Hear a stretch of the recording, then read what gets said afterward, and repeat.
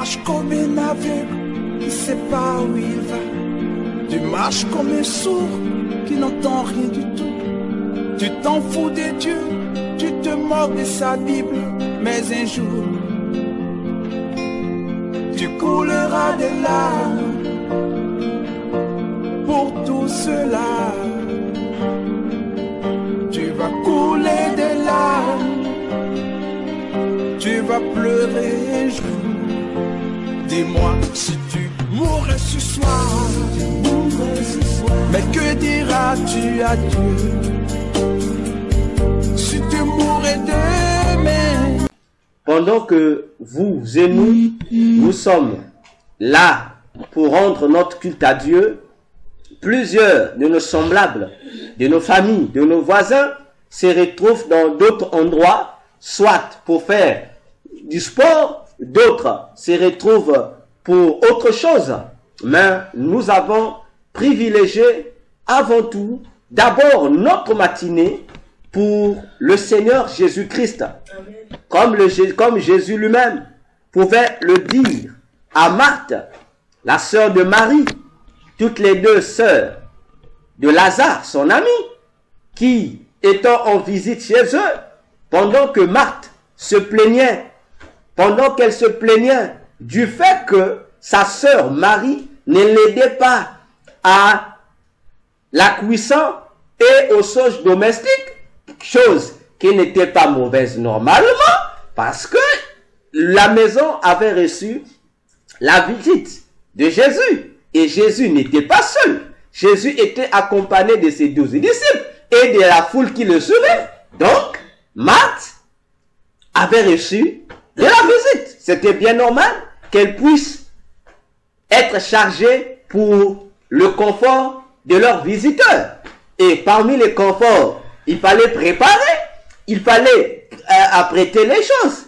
Mais pendant ce moment-là, pendant ce bon accueil, Marie, qui est sa sœur, qui devrait l'accompagner dans ses tâches ménagères, elle était au pied du Seigneur pour écouter la parole du Seigneur. Marthe venant auprès de Jésus pour réclamer sa sœur Marie, elle s'attendait à ce que Jésus dise à Marie, non Marie, lève-toi, va dans tes devoirs domestiques. Mais Jésus a répondu à Marthe pour lui dire, Marie a choisi une bonne part qui ne lui sera jamais ôtée. Ah, quelle parole dure! Jésus, quelle parole dure! Jésus veut faire comprendre à Marthe que c'est vrai.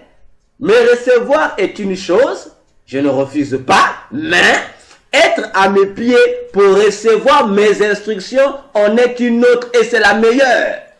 Parce que tu as préparé, on va manger, ça va rentrer dans le ventre et ça va sortir dans le lieu secret. C'est fini, on aura encore faim. Mais les paroles que moi, Jésus, je donne, ce sont des paroles qui apportent la vie. Amen. Ces paroles-là, à moins que toi-même, en la consommant, que tu puisses la faire sortir. Mais si tu conserves cette parole, chaque jour, cette parole va produire en toi des vitamines, des choses merveilleuses. Amen. Chose que Marthe n'avait pas compris, chose qu'aujourd'hui, la plupart d'entre nous dans le monde ne comprennent pas. Amen. Pendant que le Seigneur est là, il attend que nous venons à ses pieds pour lui donner notre oreille. Attention, Église. Parce que notre oreille cache beaucoup de secrets. Hein. Notre oreille, c'est en fait la fenêtre même de la porte de notre cœur. Si nous n'entrons pas par la porte d'une maison, mais nous pouvons pénétrer cette maison au travers de la fenêtre. L'oreille captait tout ce que Jésus disait entrer dans la maison. Amen. Attention, ce n'est pas pour rien que le jour où on est venu arrêter Jésus à Gethsemane, la Bible déclare, l'apôtre Pierre, pour défendre son maître, il a pris un couteau. Et Pierre, il a coupé le couteau droit du serviteur, pas de n'importe qui. Voyez-vous, il a coupé l'oreille droite là du serviteur d'autrui, du souverain sacrificateur. Et ce serviteur, dit la Bible, il s'appelait Malchus. On a coupé l'oreille droite de Malchus. Ah, Pierre. Mais Pierre, donc, yo monake et sikamosu sous terre, tu n'avais pas vu un autre endroit. Il a fait couper l'oreille. Comme pour dire au Seigneur sacrificateur, là, j'ai coupé ta fenêtre. Comme ta porte est fermée, tu ne veux pas recevoir le maître. Mais au moins, la fenêtre qui t'est restée là, moi, si j'enlève. Donc, tel que tu es là, Seigneur sacrificateur, tu ne peux plus rien recevoir de Dieu. Et effectivement, lui, le Seigneur sacrificateur, comme dit la Bible, qui avait encore le mandat. Il avait encore le mandat. Le Saint-Esprit agissait en lui encore. Mais, une fois qu'il a commis la maladresse de venir arrêter Jésus, il n'a plus de connexion avec le Saint-Esprit. C'est parti. Donc, faisons attention avec notre oreille. C'est pourquoi encore, Ecclésiaste 5, verset 1, dans certaines versions bibliques, Ecclésiaste 4, verset 17, dans d'autres versions, déclare: fais attention lorsque ton pied arrive dans la maison de Dieu. Attention, on dit fais attention à ton pied lorsque ton pied foule le sol de la maison de Dieu. Et on dit, viens pour écouter et non pour offrir les sacrifices des insensés. Car ceux qui agissent de la sorte ne savent pas qu'ils font mal. Oh, donc, chaque fois que nous nous rassemblons pour Dieu, chaque fois que nous avons réunion de prière, chaque fois que nous avons un culte, nous venons pour écouter. Ah, bien aimé, je garde, je ferme ce mystère. Nous venons pour écouter. Il y a quelqu'un qui doit parler. On vient pour écouter. Mais si toi tu viens offrir un sacrifice qui n'a aucun sens, on dit tu fais mal. Donc, le simple fait que nous donnons l'oreille à Jésus, c'est aussi tout un sacrifice que nous faisons. C'est aussi toute une offrande que nous faisons à la gloire de Jésus. Car Romains 10, 17 déclare encore: la foi vient de ce qu'on entend, et ce qu'on entend vient de la parole de Christ. La foi ne vient pas de ce qu'on voit. Non. La foi ne vient pas de ce qu'on voit. Parce que ceux qui attendent de recevoir la foi par rapport à ce qu'ils voient, ils ne reçoivent rien de Dieu. Parce que la foi ne peut que venir de ce qu'on entend. Raison de plus encore à Thomas qui a entendu. On lui a dit, le Seigneur est ressuscité. Il a entendu, il a dit non, non, non, non, non. Moi je veux voir.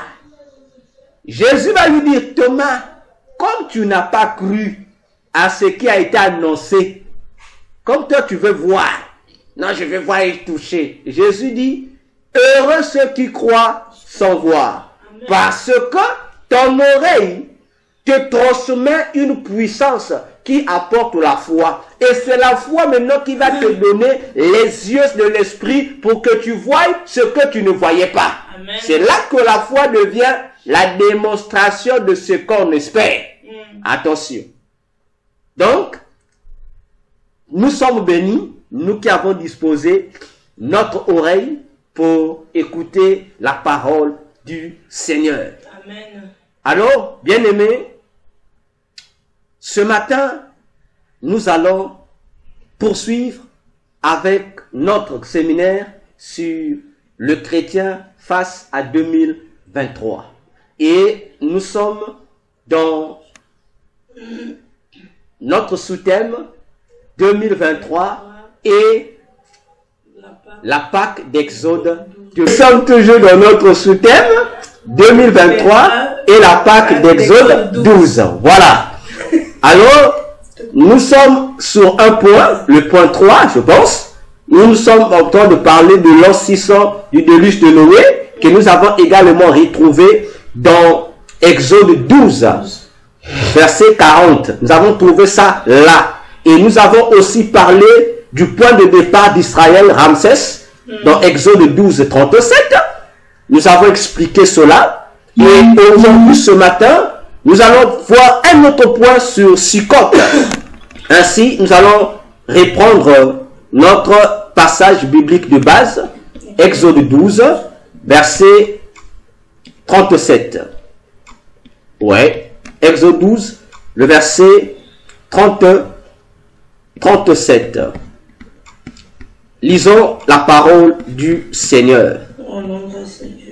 La Bible déclare: les enfants d'Israël partirent de Ramsès pour Sukkot au nombre d'environ 600 000 hommes de pied sont les enfants. Amen. Amen.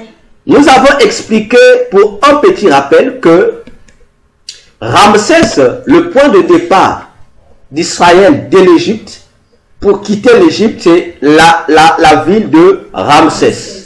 Et nous avons expliqué que la ville de Ramsès, c'est la ville qui symbolisait, qui résumait toute la souffrance qu'Israël a dû endurer pendant tout son séjour en Égypte. Amen.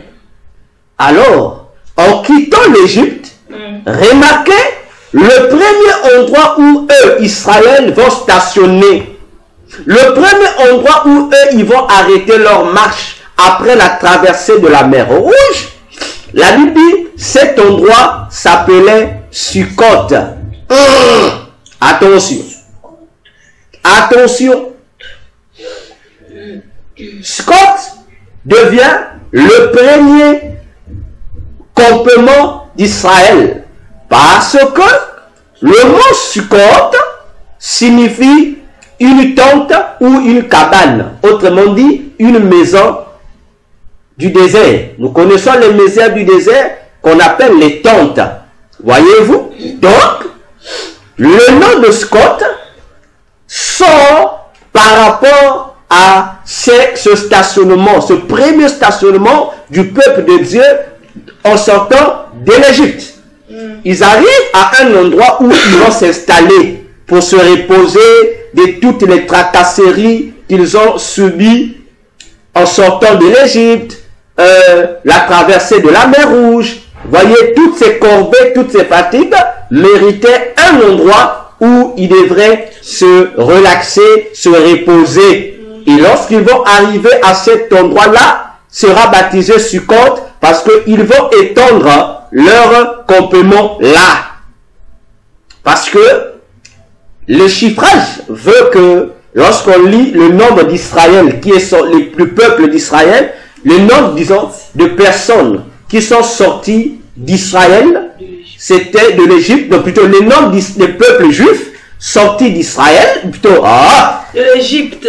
Le nombre d'Israël qui a quitté l'Égypte, dans la population israélite, ils étaient environ 2000, plutôt 2 millions de personnes. Voilà. Donc, environ 2 millions de personnes sont sorties de là. Lorsque nous convertissons le nombre, les 600 000 hommes de pied, dans nos valeurs, ça nous donne environ 2 millions d'individus qui sortent de l'Égypte pour errer dans le désert afin d'arriver à leur terre promise. Imaginons-nous 2 millions de personnes qui arrivent dans un endroit et installent leur campement là. Et du coup, l'endroit va porter le nom hébreu de Sukkot pour parler de ton campement et autres. Nous avons dit que la sortie d'Israël de l'Égypte prophétise pour l'Église l'enlèvement de l'Église de la terre, du monde pour le ciel. Attention, je répète, nous avons dit l'histoire d'Israël en Égypte nous prophétise l'histoire de l'Église dans le monde. Parce que Apocalypse 16, oui, et Apocalypse 11 nous détermine, Dieu lui-même nous dit que sur le plan spirituel, le monde, notre monde sur le plan spirituel est aussi appelé Égypte.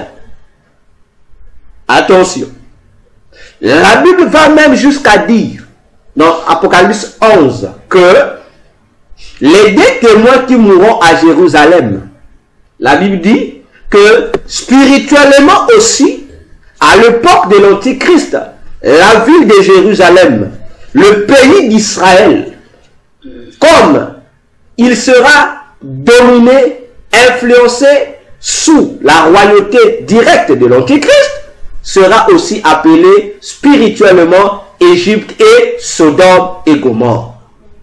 Attention, pour dire, de même que Israël a quitté Ramsès, là où il y avait la difficulté, là où ils étaient persécutés, le résumé de leur servitude pharaonique, ils se sont retrouvés dans un premier endroit, dans un premier campement appelé Sukkot, qui est un camp, une tente, le lieu de repos. La Bible nous informe aussi que lorsque le chrétien meurt, il quitte ce monde. Hein? Lorsqu'il meurt, il quitte ce monde. Il effectue ce que je peux appeler par pré-enlèvement. N'est-ce pas? L'apôtre Paul disait dans Philippiens 1, verset 20, il disait que notre cité à nous est dans les cieux. N'est-ce pas? Lorsque le chrétien meurt, il va droit où? Il va au ciel, dans un endroit qu'on appelle le lieu de repos, qui n'est qu'une partie composante de l'endroit que nous appelons le paradis.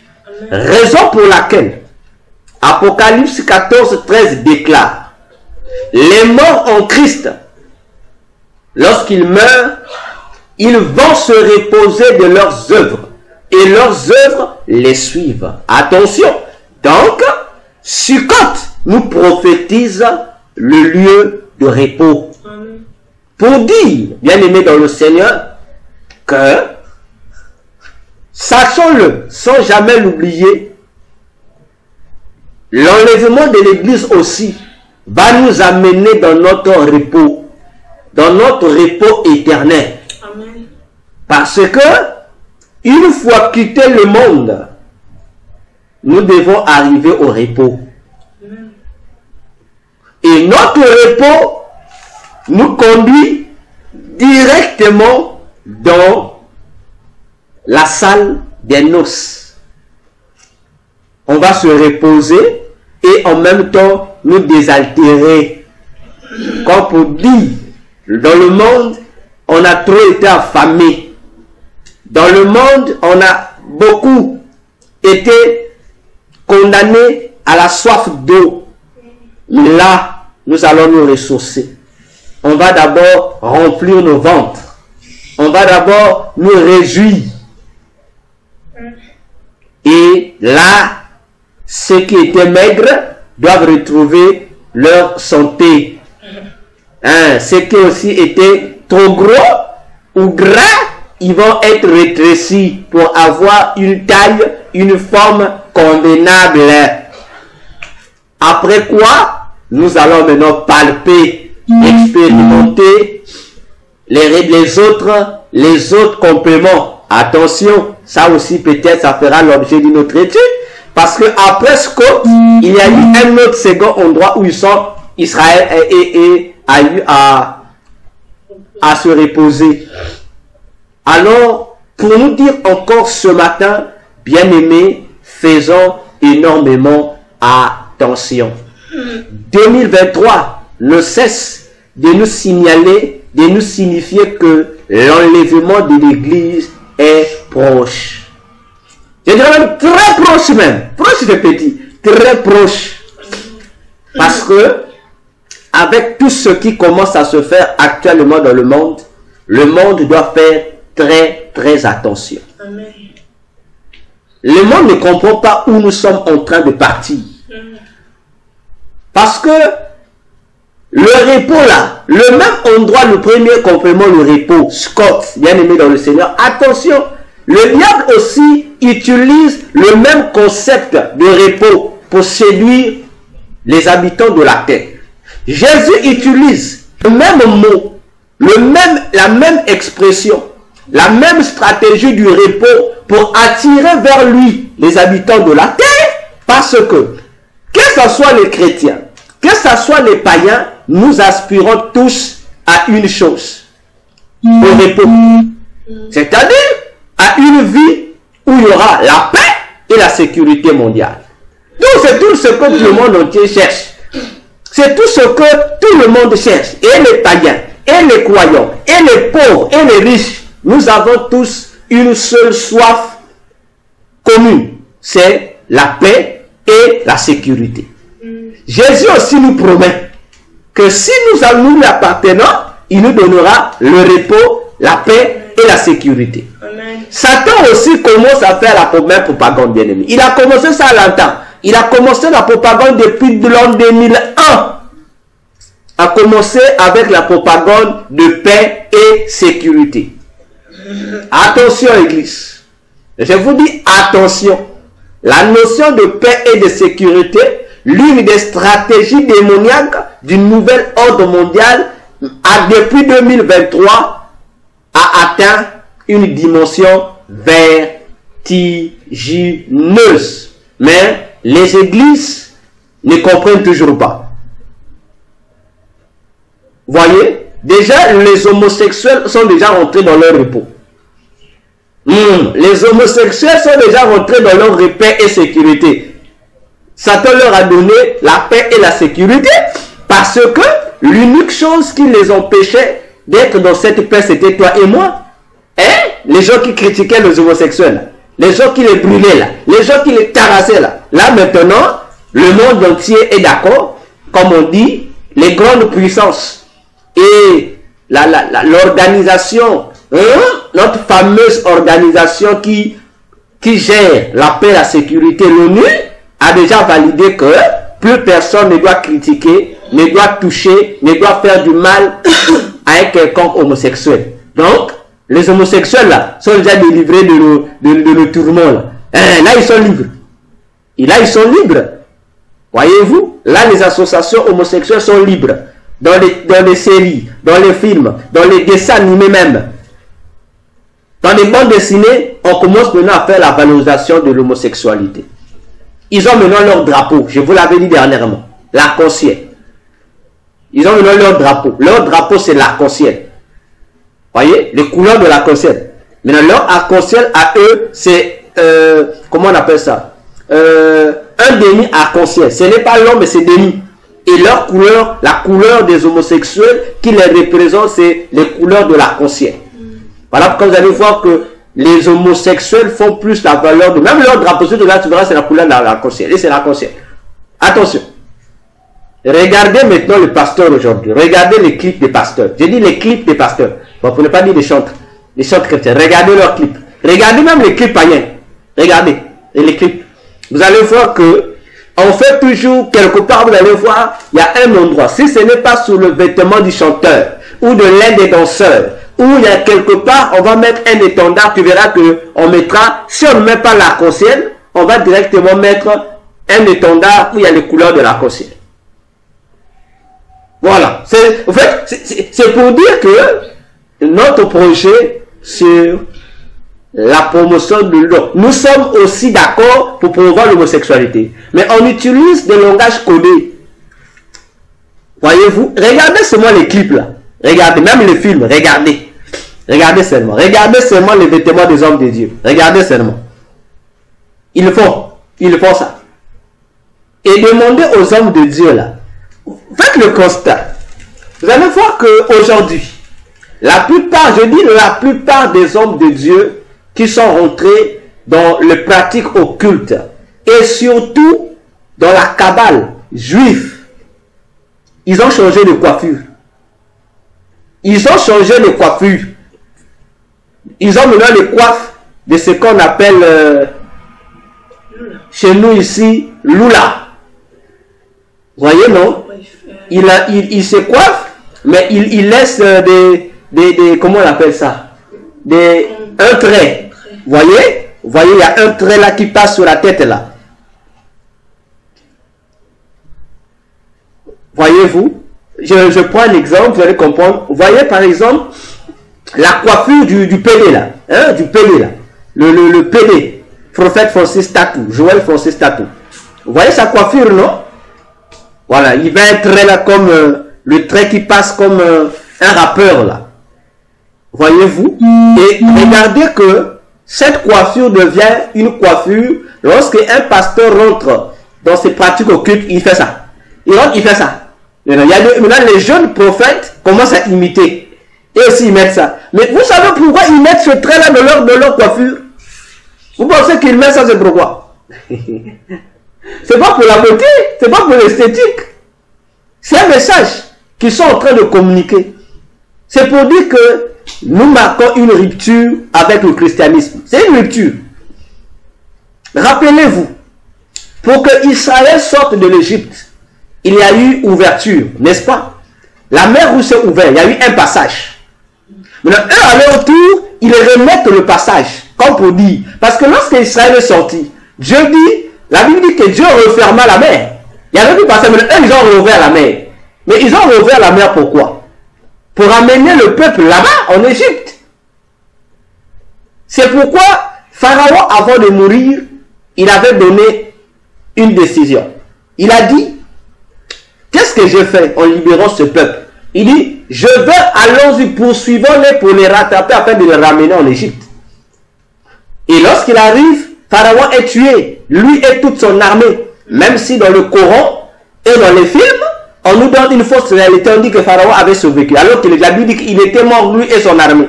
Il était noyé. Mais dans les films et dans le Coran, on dit non, il n'était pas mort. Pharaon n'était pas mort. Il était vivant.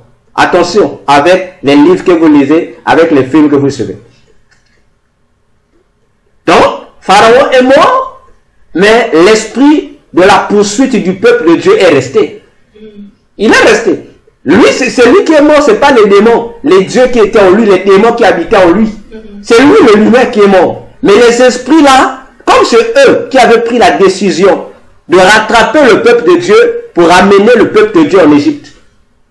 Alors, les pasteurs maintenant, qui sont pour la fermeture de la mer Rouge, le fait qu'ils quittent Dieu pour rejoindre le camp de Satan, eux aussi ils retrouvent la même mission. De faire quoi? Ils deviennent maintenant des agents de poursuite qui doivent capturer les chrétiens, les enfants de Dieu, pour les ramener en Égypte, sous la captivité d'un nouveau pharaon qui arrive, l'Antichrist. Alors, qu'est-ce qu'eux doivent faire? Ils doivent avoir sur eux la marque qui doit montrer l'effigie ou la mission qu'ils doivent accomplir parmi tant d'autres. C'est pourquoi ils mettent ce rail-là sur leurs cheveux, dans leur coiffure. C'est pas pour la beauté. Ils mettent ça pour vous dire, lorsqu'ils se voient entre eux, ils disent, tu vois le trait là sur ma coiffure là. Il dit, on doit prendre les chrétiens, on doit les amener, on doit réouvrir la mer Rouge pour dire aux Juifs, aux enfants de Dieu qui ont fui, retournez en Égypte. Et c'est effectivement, regardez leur message. Regardez les doctrines qu'on nous enseigne maintenant. Ce sont les doctrines qui nous ramènent en Égypte. Et je vous ai dit encore dans ce séminaire que l'emblème, le drapeau officiel du nouvel ordre mondial, c'est quoi? C'est la pyramide de l'Égypte. Voyez-vous? Autrement dit, les esprits de Pharaon là, qui ont été noyés là, ils sont sortis pour reconquérir le peuple de Dieu. Or, bien aimé, il y a quelque chose que l'Église doit comprendre. C'est que nous, l'Église, nous n'avons pas remplacé Israël. Non. Nous n'avons pas remplacé Israël. Non. Il n'y a pas de remplacement. Israël reste Israël. Mais la seule chose qui s'est passée, c'est quoi? C'est que maintenant là, Israël est physique. Mais nous sommes Israël spirituellement. Donc spirituellement, nous sommes aussi des Juifs. Cependant, étant donné que Israël physique s'est égaré, il est hors de Dieu. Donc, nous, le seul Israël qui reste visible, c'est l'Église. Donc, aux yeux de Satan, comme la mission de Pharaon était de reconquérir Israël qu'il a laissé partir de l'Égypte, mais comme l'Israël qu'il faut reconquérir est spirituellement mort, n'existe plus, alors il faut donc faire quoi? Il faut reconquérir le nouveau peuple qui porte le nom Israël. Et le nouveau peuple qui porte le nom d'Israël actuellement, c'est l'Église. Amen. Voyez-vous? Alors, comme nous portons sur nous la même identité qu'Israël qui est sorti de l'Égypte, il est obligatoire que les esprits de poursuite là, ils vont venir nous poursuivre, nous les chrétiens. Parce que eux, ils voient que nous sommes le peuple d'Israël. Comme nous sommes le peuple d'Israël, leur mission, c'est de nous prendre et de nous emmailloter dans leur navire, dans leur nouveau navire de Noé, qui est le nouvel ordre mondial, pour nous ramener en Égypte. Et lorsque tu retournes en Égypte, ça veut dire que tu as renié la foi. Ça veut dire que tu reviens païen. Donc tu es un chrétien de nom.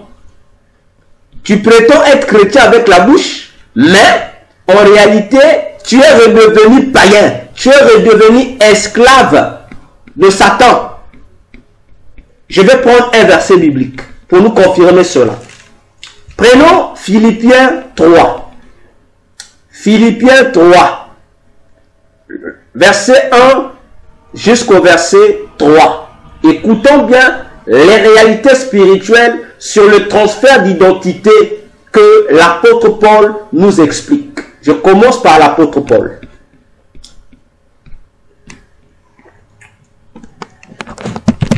L'apôtre Paul dit cette vérité. Il dit: au reste, mes frères, réjouissez-vous dans le Seigneur. Je ne me lasse point de vous écrire les mêmes choses, et pour vous cela est salutaire. Prenez garde aux chiens. Qui sont les chiens? Les chiens, ce sont les serviteurs de Dieu, les frères, les sœurs, les chrétiens rétrogrades. Ils sont des chiens parce qu'ils sont retournés aux choses qu'ils avaient vomies. Donc ce sont des chiens. Et les chiens, ce sont aussi tous les serviteurs de Dieu, tous les servantes de Dieu qui n'ont pas de caleçon. Oui, en vertu d'Exode 28, tout serviteur de Dieu, toute servante de Dieu qui n'a pas de caleçon avec lui, c'est un impudique, c'est un adultère. Prenez garde aux chiens. Prenez garde aux mauvais ouvriers. Prenez garde aux faux circoncis. Verset 3. Car les circoncis, c'est nous qui rendons à Dieu notre culte par l'Esprit de Dieu, qui nous glorifions en Jésus et qui ne mettons point notre confiance en la chair. Amen. Si vous lisez toute la Bible, de Genèse à Apocalypse, vous allez voir l'appellation circoncis, c'est un nom, un titre, spécialement pour les Juifs. C'est parmi les noms par lequel on désignait un Juif. Parce que les Juifs se circoncisaient. Donc on les appelait les circoncis. Et tous les non-Juifs étaient appelés incirconcis. Voyez, lorsque je parle de la circoncision, c'est-à-dire qu'ils faisaient l'opération et qu'on s'est amené les garçons pour qu'on puisse le couper le prépuce là, le circoncis. Mais ici, Paul inverse les choses. Il dit: nous, l'Église, nous chrétiens, les véritables circoncis, c'est nous. Parce que nous sommes des circonscrits des Juifs en esprit. Voyez-vous? Nous sommes des Juifs en esprit. Quand pour dire, puisque nous portons spirituellement l'identité juive, avec nous, les esprits de Pharaon, les esprits du nouvel ordre mondial doivent nous poursuivre pour nous ramener à Pharaon, auprès de l'Antichrist. Parce que la Bible dit, lui-même l'Antichrist n'est pas encore entré officiellement dans ses fonctions.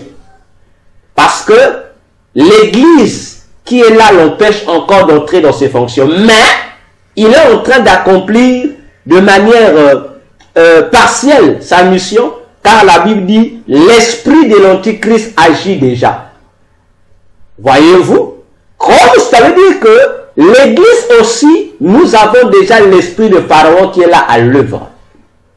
Et je vous rappelle encore que le Pharaon qui est mort, noyé, le Pharaon Merenptah qui est mort, noyé, sa dépouille a été retrouvée. C'est un Pharaon qui était le fils d'un autre Pharaon. Donc lui, il était le fils du Pharaon qui a commencé avec la persécution. Attention. Parce que lorsque nous lisons Exode, c'est une parenthèse que j'ouvre, les gens ont l'impression que le même pharaon que Moïse est venu trouver en Exode 3, c'est le même pharaon qui a poursuivi Israël. En Exode 12 ou en Exode 14, non. Moïse a fait la rencontre de deux pharaons. Le premier pharaon qu'il est venu trouver dans Exode 3, c'était le père du pharaon qui est mort noyé. Après, Moïse a eu la guerre avec deux pharaons. Le père du pharaon qui est noyé. Parce que le premier pharaon que Moïse a rencontré, lui va mourir. Et il sera remplacé par son fils, qui est le pharaon Meremta. Et c'est l'unique pharaon égyptien qui est mort sans enfant. Donc il n'a pas eu de successeur. Attention! L'antichrist qui vient, il est appelé fils unique de Satan. Donc, la guerre qu'il y a ici, Dieu aussi, lorsqu'il envoya Moïse pour délivrer Israël, dans Exode 4, le verset 22, il a appelé tout le peuple d'Israël mon premier-né. Il a dit, Moïse va délivrer Israël, mon premier-né. Donc, le pharaon, Moïse, lorsqu'il vient, il vient voir Pharaon le père pour dire, laisse partir le fils de Dieu. Le père l'imiette. Le père meurt, il transmet la mission de persécuter le peuple à son fils. Le pharaon fils. Et c'est le pharaon fils qui sera anéanti. Attention. Voyez-vous que je vous avais dit, le combat spirituel, c'est un combat qui concerne les fils de Dieu. Je vous avais dit ça. Ça concerne les fils de Dieu. Jésus et Satan. Ça les concerne. Les deux appelés fils de Dieu. Mais un est fils unique, l'autre est fils adoptif. Voyez-vous? Et la même guerre aussi s'est répétée dans le monde physique. Parce que dans le monde physique, Dieu crée Adam, Dieu l'appelle fils de Dieu. Mais Satan qui est banni sur la terre, il vient attaquer aussi le fils de Dieu. Et Dieu dira dans Genèse 3, 14 à 15, il va dire au serpent que il y aura une guerre éternelle, une guerre perpétuelle entre les fils de la femme et les fils du serpent. Vous voyez que la guerre continue toujours entre fils. Entre fils. Attention. L'Antichrist est le fils de Satan. La Bible dit dans Apocalypse 13 que Satan en personne va transmettre sa royauté de Satan à son fils, l'Antichrist. Et lui va rester, comme on le dit dans les termes politiques et royaux, on dit qu'il restera le grand roi et l'Antichrist sera le second roi. Attention, son fils, Dieu aussi, étant Dieu le Père, pour sauver l'humanité, il a envoyé son fils unique. Satan aussi, étant le père du mensonge, pour égarer le monde, il envoie maintenant son fils unique, l'Antichrist. Attention avec les prophéties de la Bible. Donc, l'homosexualité et le nouvel ordre mondial sont également symbolisés, représentés par les couleurs de l'arc-en-ciel, déni arc-en-ciel ou la coiffure avec des rails là, dans les coins. Attention, c'est un message auquel l'Église doit prêter attention, parce que là, Satan est en train de tout faire, de réunir sa milice pour reconquérir l'Église. Il s'est déjà même infiltré dans l'Église. Plusieurs églises déjà ont été capturées, ont été ramenées en Égypte. Je vous le dis, plusieurs chrétiens, sœurs, frères, bishops, archibishops, je ne sais pas quel titre là, ils sont déjà là-bas. Ils sont déjà là-bas. Je vais encore vous le démontrer. Lorsque vous voyez un homme de Dieu, moi le docteur Véracité, KTN, je dis que le pasteur se fâche, sinon qu'à se fâcher. Je dis que la vérité. Lorsque tu vois ton pasteur ou un pasteur donné, qu'il soit un vrai homme de Dieu ou un faux, je dis, lorsque tu le vois, qu'il devient ambassadeur de l'ONU, il faut dire à ce pasteur-là, il s'est égaré, il doit se repentir. Vous allez me dire, mais docteur, est-ce que c'est un péché d'être un ambassadeur de l'ONU? Non, ce n'est pas un péché. Ce n'est pas un péché. Mais si ce n'est pas un péché, comment ce pasteur s'est-il égaré? Ah, parce que, qu'est-ce que l'organisation l'ONU a fait? Qu'est-ce que l'ONU a fait? Vous savez que dans l'ONU, dans ce que nous appelons Organisation des Nations Unies, il n'y a pas seulement la politique là-bas. Il n'y a pas la politique, parce que les gens ne connaissent pas l'ONU. Les gens pensent que l'ONU... Non. Toutes les organisations mondiales là sont des filiales de l'ONU. Ce sont des parties de l'ONU, des bureaux de l'ONU. L'UNESCO appartient à l'ONU. Vous appelez ça quoi encore? L'FMI appartient à l'ONU. Quoi encore? L'organisation du commerce là, ça appartient à l'ONU. Donc toutes les grands organismes internationaux qui viennent là, nous gérons ceci. PNUD, UNICEF, ce sont des branches de l'ONU. L'UNESCO, ce sont des branches de l'ONU. Tout ça est géré par l'ONU. Donc l'ONU est une grande structure qui est composée des bureaux. Donc tout ce monde là, l'OMS, tout ce que vous connaissez là. PNUD qui gère la nourriture mondiale. Donc tous ces organismes qui disent non, ils gèrent la santé, ils gèrent les courants, tout ça, ce sont des bureaux de l'ONU. C'est l'ONU qui gère, ce sont les départements de l'ONU. Alors, qu'est-ce que l'ONU a fait? L'ONU s'est créée dans son sein une autre organisation, une autre filiale, un autre bureau. C'est quoi? Le bureau du nouvel ordre mondial.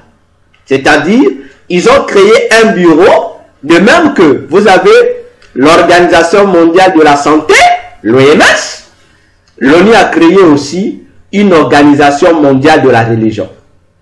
Et eux, ils appellent ça l'Organisation mondiale interreligion.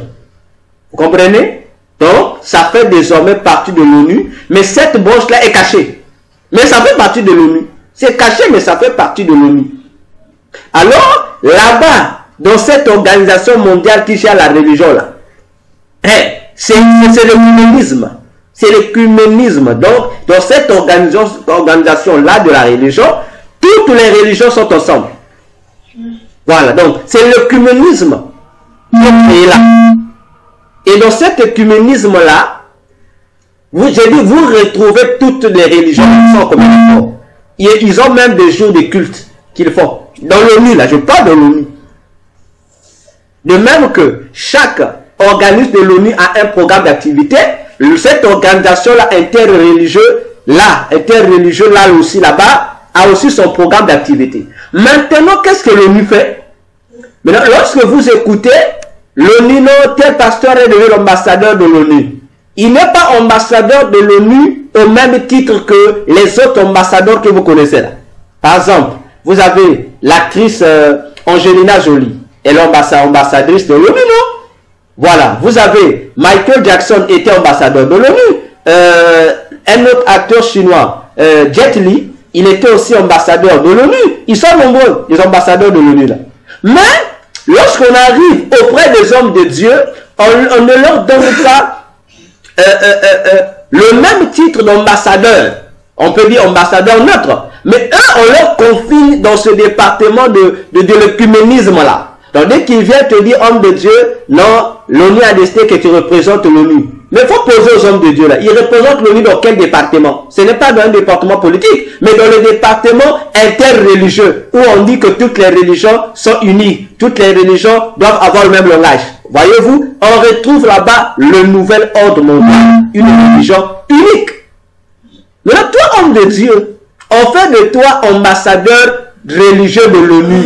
Et on t'inscrit dans un mouvement interreligieux dans lequel on dit que tous nous avons quand même Dieu. Où on dit que désormais, tous nous devons croire au même principe spirituel. Et où, dans ces interreligions-là, la religion de la Bible, les principes de la Bible sont bafoués au profit des principes anti-bibliques. Et c'est là que tous ces hommes de Dieu qui sont établis ministres, ambassadeurs de l'ONU, se sont affiliés. Voilà pourquoi je dis qu'ils sont égarés. Eux, ils suivent quoi? Les avantages. Parce qu'on leur donne, pour certains, des passeports diplomatiques. On te donne des avantages. Tu deviens l'ambassadeur de l'ONU.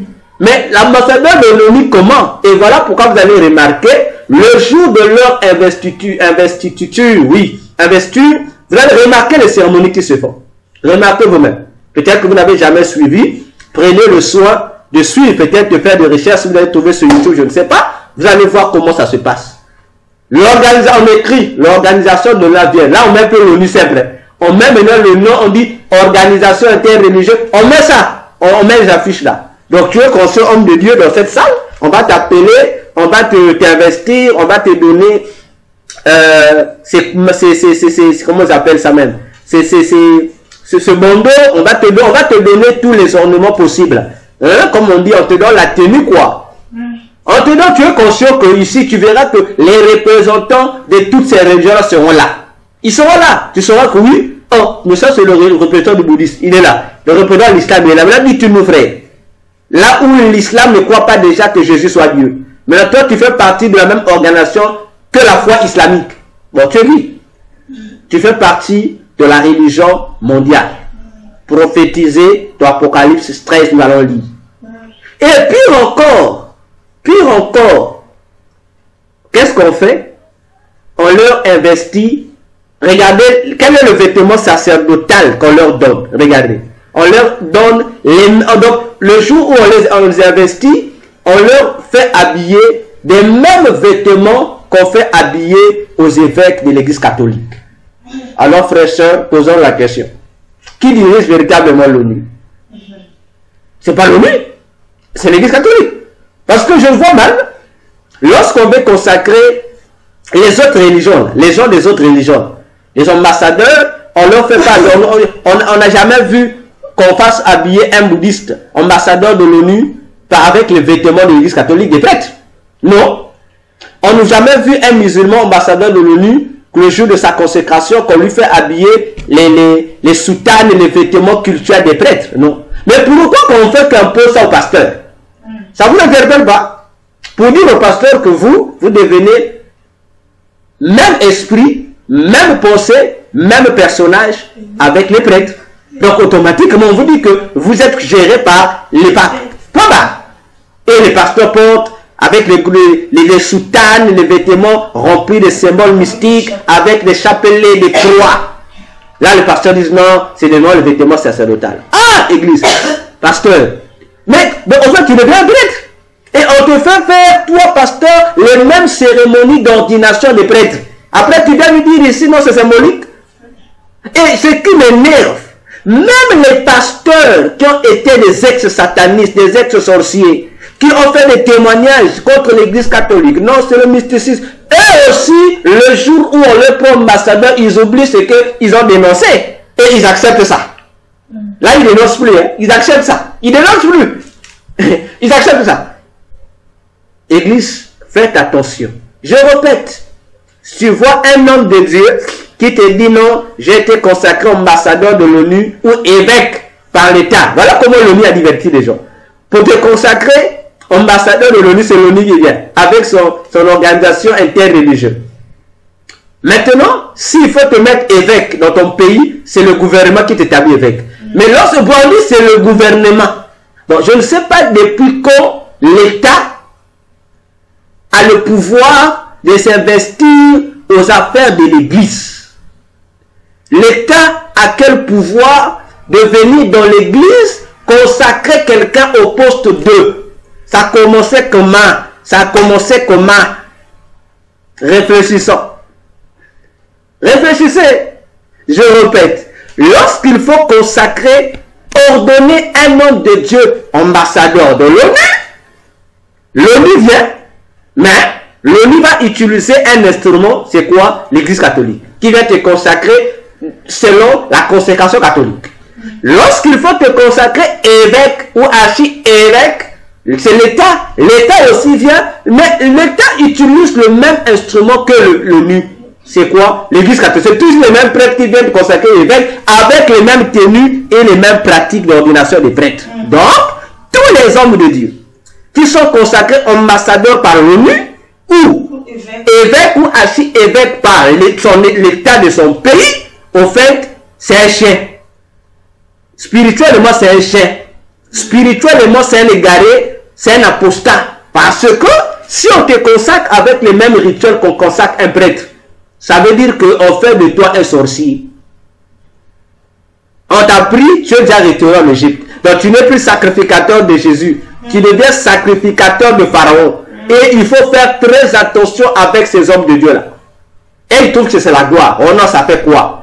Ça fait quoi? Et vous allez voir dans la bouche, je vous dis, vérifiez tous les hommes de Dieu qui ont été consacrés ambassadeurs de l'ONU et ou évêques dans son pays. Vous allez voir qu'ils ne vont plus toucher l'église catholique. Ils ne vous parleront plus, ils ne vont plus condamner l'homosexualité. Faites tous ces péchés-là que l'église catholique valide, eux ils ne condamnent pas. Parce que l'ONU a autorisé. Toi tu es ambassadeur de l'ONU. Tu vas parler mal de l'ONU? Non. Et dans leur bouche, tous ces hommes de Dieu-là, tous ces évêques ont un seul langage. Dans leur prédication, ils commencent à promouvoir quoi? La même théorie. Paix et sécurité. Non, nous sommes la paix. Et ils se cachent. Jésus, nous sommes des fils de paix. Frère, Jésus ne nous a pas dit que nous sommes des fils de paix selon l'idéologie de l'ONU ou l'idéologie de nos gouvernements. Nous sommes des fils de paix selon la vision du ciel. Amen. Aucun rapport avec les lois de l'ONU ou de nos gouvernements. Donc déjà dans la bouche de ces pasteurs, on leur a enlevé toutes les prédications qui peuvent condamner ce que l'ONU vote, ou ce que l'église catholique vote, ou ce que l'État peut faire. C'est pourquoi vous allez voir dans nos pays, lorsque les présidents qui ne veulent pas quitter le pouvoir sont en train de commettre des dégâts, les hommes de Dieu, là, soi-disant promoteurs de paix, ils font quoi? Ils se taisent, ils disent rien. Mais toi, lorsque tu vas te lever dans le pays pour dire je suis contre ça, ils vont se condamner toi. Ils vont commencer à dire non, il est écrit, toute autorité vient de Dieu. Voyez comment ils jouent avec nous. Donc, toute autorité vient de Dieu. Donc, maintenant, ça veut dire que ce que l'autorité fait, laisse-le faire. Non, frère. La Bible dit dans Romains 13, toute autorité vient de Dieu lorsque l'autorité est dans sa fonction de homme de Dieu. C'est hébreu ce que Romains 13 dit. L'homme de l'autorité est aussi homme de Dieu et Hébreu précise, lorsqu'il doit faire des choses qui concourent à ce que Dieu a dit. Bon, maintenant, un homme d'État, un politicien, une autorité politique qui prend d'abord le pouvoir par coup d'État, ça veut dire que c'est un homme de Dieu qui en fraude. Lorsqu'il continue à misérifier le peuple, à tuer les populations pour garder son pouvoir, lorsqu'il refuse de faire des élections, sous prétexte que non, ce n'est pas le temps. Mais homme de Dieu, monsieur le président, la Constitution a dit 5 ans, 5 ans. Donc tu ne vas pas donner des raisons. À 5 ans, l'État a l'argent. Si l'État n'avait pas l'argent, chaque jour tu fais des voyages, tu vas en Europe, non? Combien de milliards sont? Regarde tout le cortège que toi-même. 1 milliard, un seul voyage du président. 1 milliard de francs CFA. Mais pour organiser des élections du pays, est-ce que ça coûte 1 milliard? Bon. Je suis par 1 milliard. Un voyage d'un président africain coûte 1 milliard. Bon, le président là, effectivement, dans un mois, il a près de 20 voyages. Donc, ça fait 20 milliards. Bon, pour faire tes voyages inutiles, qui n'apportent rien au pays, tu dépenses des milliards. Maintenant, pour organiser les élections pour le bien du pays, tu prends des raisons. Le pays est pauvre. Le pays est pauvre. Voyez-vous que comment on nous manipule. Maintenant, les hommes de Dieu là, consacrés évêques par les présidents là, vous comprenez qu'en fait, ce sont des corrompus. Ce sont des malames, des serviteurs de Dieu qui aiment l'argent, des serviteurs de Dieu qui aiment le succès. Donc, eux, ils préfèrent vendre le peuple de Dieu, piétiner la parole de Dieu pour valoriser les théories de l'ONU, pour valoriser en un mot la dictature. Alors que Dieu est contre la dictature. Alors qu'un enfant de Dieu est contre toute injustice. Mais ce sont ces hommes de Dieu-là qu'on retrouve maintenant sur les réseaux sociaux. Ils ont la liberté, hein. On leur donne tout le pouvoir possible. Il ne te parlera plus, non, l'État. C'est pourquoi vous allez voir dans leur langage. Hein. Il va te dire, non, l'Église ne peut pas toucher à la politique. Leur langage, c'est ça. Si tu touches à la politique, non, non, frère, un homme de Dieu peut faire la politique. Ah, d'accord. Pourquoi? Parce qu'il sait que s'il rentre dans le domaine de la politique, il sera contraint de condamner les exactions que font les politiciens. Mais comme lui, il est, comme on dit, c'est un corrompu, c'est un espion, il ne peut pas dénoncer. Bon, lui dit que un homme de Dieu ne peut pas faire la politique. Qui cite les versets? Quel est le verset de la Bible qui dit ça? Alors que nous n'avons que les versets de la Bible qui autorisent les chrétiens à faire la politique. Il a quel verset? 2. Bon, lui dit que un homme de Dieu ne peut pas faire la politique. Mais lui, pourquoi il acceptait que la politique puisse le consacrer évêque? Là, il a accepté. Pour être évêque, il a accepté. Maintenant, il a au moins aussi accepté que l'ONU le consacre ambassadeur. Mais l'ONU, c'est la religion, c'est la politique. N'est-ce pas? Là, il accepte. Là, au moins, l'homme de Dieu peut faire la politique. Mais lorsqu'il s'agit de condamner, non, l'homme de Dieu peut faire la politique. Bien aimé, attention, 2023 nous annonce des choses cruelles. Prenons Apocalypse 13. Vous allez voir la prophétie sur la religion mondiale, du nouvel ordre mondial. Une seule religion qui doit exister à l'époque de l'Antichrist. C'est annoncé dans l'Apocalypse. Prenons Apocalypse 13. Nous allons prendre à partir du verset 11 jusqu'à là où nous allons nous arrêter. L'apôtre Jean dit: puis je vis monter de la terre une autre bête, c'est-à-dire une autre bête qui n'était pas l'Antichrist, qui avait 2 cornes semblables à celles d'un agneau et qui parlait comme un dragon. C'est cette bête-là qui ressemble à un agneau que la Bible appelle encore par le faux prophète. C'est un prophète, un faux prophète à l'époque de l'Antichrist qui va séduire les chrétiens pour leur dire obéissez à l'Antichrist, c'est un homme de Dieu, c'est Jésus. Elle exerçait toute l'autorité de la première bête, c'est de l'Antichrist en sa présence. Et elle faisait que la terre et ses habitants adoraient la première bête dont la blessure mortelle avait été guérie. On s'arrête là, verset 12. Vous imaginez? Donc, le faux prophète là, va emmener tous les habitants de la terre d'abord, nos pays, nos patries, nos villages, nos villes, et tous ceux qui vont habiter ces localités, le faux prophète va les amener à adorer la bête, l'Antichrist. Donc, il y aura une seule religion. Toutes les religions là que vous voyez qui créent des fusions, là, non, écuménisme. Comprenez que l'œcuménisme, c'est un nom barré seulement pour dire que ceux qui sont de l'œcuménisme ne reconnaissent plus le christianisme, ils ne reconnaissent plus l'islam, ils ne reconnaissent plus le bouddhisme, ils ne reconnaissent plus l'orthodoxie. Donc, toutes les religions ont disparu pour laisser la place à une seule religion qui jusqu'alors est cachée, qui n'a pas encore de nom. On dit souvent l'œcuménisme. Or, l'œcuménisme veut dire quoi? Tous nous sommes devenus un. Une religion commune. Mais une religion commune doit avoir un nom. Quand on nous donne le nom, on ne donne pas. On dit souvent, on se mélange. Non, l'unité. Attention. Tout ça veut dire, on nous pousse à adorer Satan au travers de son fils unique, l'Antichrist. Donc, je répète, si tu connais un homme de Dieu qui a été établi évêque par l'État, je ne te dis pas de le fuir, mais je te dis, sois prudent avec lui. Les choses qu'il va commencer à faire, il devient un robot. Il y a des choses, même s'ils ne voulaient pas dire, lorsqu'ils vont se réunir dans leur réunion pour dire voilà ce qu'on va décider contre l'Église, eux ils ne vont pas bouder. Parce que là-bas c'est la loi de la majorité. Lui, et faisant partie du bureau, il est obligé de venir aussi appliquer dans son Église. Voilà la guerre où, dans laquelle Satan nous plonge, une attaque à domicile. Non seulement que les satanistes sont en train d'infiltrer nos églises, mais ils sont en train de nous combattre à domicile en nous imposant certaines lois bizarres. Dernièrement, il n'y a pas longtemps, juste là, dernièrement, là, dans ce, je crois peut-être au début de ce mois de juin ou fin mai, les églises de l'Allemagne, 80% des églises de l'Allemagne ont voté pour l'homosexualité. Ce ne sont pas seulement les églises catholiques, et les églises évangéliques, là, ils étaient là, ils ont dit, on est pour. Mais posons-nous la question. On n'a pas cité la Bible là-bas. On dit on est pour. Mais vous êtes pour, vous l'église, toi pasteur, tu es pour. Par rapport à quelle base? Oh non, le monde doit changer, il faut qu'il y ait modernisation. Ah! Ils ont accepté. Attention. Attention, attention, nous allons quelque part. Aujourd'hui, hier c'était pas. Faites encore le constat.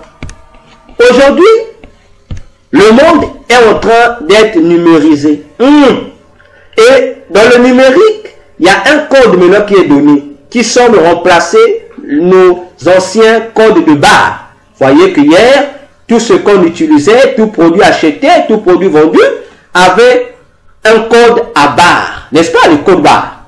Mais les codes barres sont aujourd'hui en train d'être remplacés par un nouveau code numérique qu'on appelle le QR code.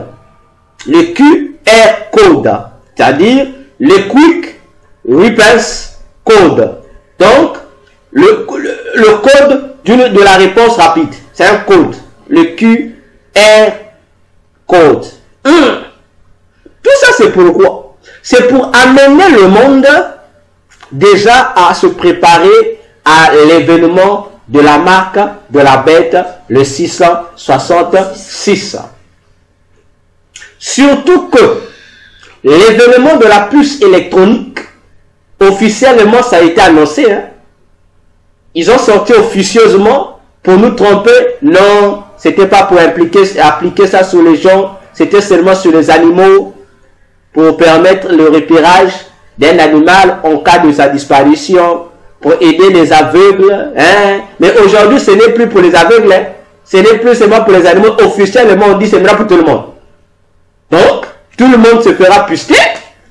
Tout ça, ce n'est pas encore la marque de la bête. Ce sont déjà des essais scientifiques qu'ils sont en train de faire. Parce que la marque de la bête, je vous ai toujours dit, ne suivez pas ce qui se fait dans les films là. C'est qu'on nous montre dans les films. Non, ils viendront, ils vont t'imposer. Ils ne vont pas imposer la marque de la bête à quelqu'un. Ils ne vont rien imposer à quelqu'un. On va te laisser. Toi qui ne veux pas la marque, reste pour toi. Mais sache que, de même que tu refuses la marque, tu n'auras pas droit au vivre. Tu n'auras pas droit à l'aliment. Donc tu n'auras droit à rien du tout. Même ton électricité, même le gaz, même ton courant, tu n'auras plus accès. Donc, les démons seront à leur place, à leur poste de service. Ils vont t'attendre toi que tu viennes toi-même pour dire non, non, non, je suis fatigué, je peux rester dans la faim. Mes enfants, en fait, les soins ne mangent pas. Donc, je n'ai pas de choix. Je viens sur, mettez-moi la marque. Tu vas donner. On ne va pas forcer quelqu'un. Non. On va souvent persécuter les gens qui vont refuser d'adorer l'Antichrist. Et là, on va te torturer. Toi, tu prends Jésus, on te torture. Si tu ne veux pas qu'on te torture, réunis Jésus. Mais en ce qui concerne la marque, on va torturer personne. On va te torturer en ce qui concerne Jésus. Mais pas la marque. Tu ne veux pas la marque, reste ta famille. Le jour où tu auras besoin de manger, tu viendras toi-même te livrer à l'administration démoniaque pour dire non, moi j'ai faim, non, moi il me manque ceci. On dit ok, si tu veux, puisque tu peux acheter ou pour vendre. Bon, surtout les business là, hein, les businessmen. Bon, vous avez les affaires plus que Dieu. Mais là, pour faire tes affaires, pour avoir la licence de faire tes activités, on va te dire qu'il faut avoir la marque. Donc tu es libre. Tu dis non, je refuse la marque. Donc tu n'auras pas le droit à faire des activités. Voyez-vous, pour nous dire, le nouvel ordre mondial nous amène quelque part.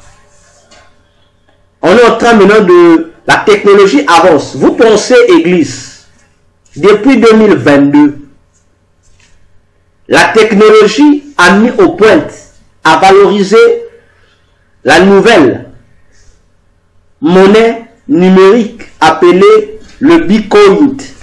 Vous pensez qu'ils ont mis ça pourquoi? Couramment appelée la monnaie virtuelle. Vous pensez qu'ils ont mis ça pourquoi?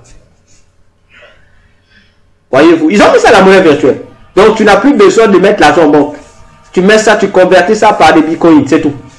Donc le jour où tu veux récupérer, tu utilises virtuellement, tu récupères. Vous pensez que tout ça c'est pourquoi? C'est pour préparer l'humanité à la disparition de la monnaie physique. On vous amène dans une monnaie virtuelle. Pourquoi la monnaie virtuelle? Parce que la marque de la bête, le 666, sera une marque visible. Ça ne sera pas une puce, non. Ça sera une puissance satanique qu'on va, lorsque tu as la marque, ça veut dire que c'est une influence satanique qu'on te colle. C'est comme si on te mettait un démon qui va te contrôler maintenant. Et ce démon-là, tu ne le verras pas. Toi, tu verras la marque. Physiquement, tu vois la marque.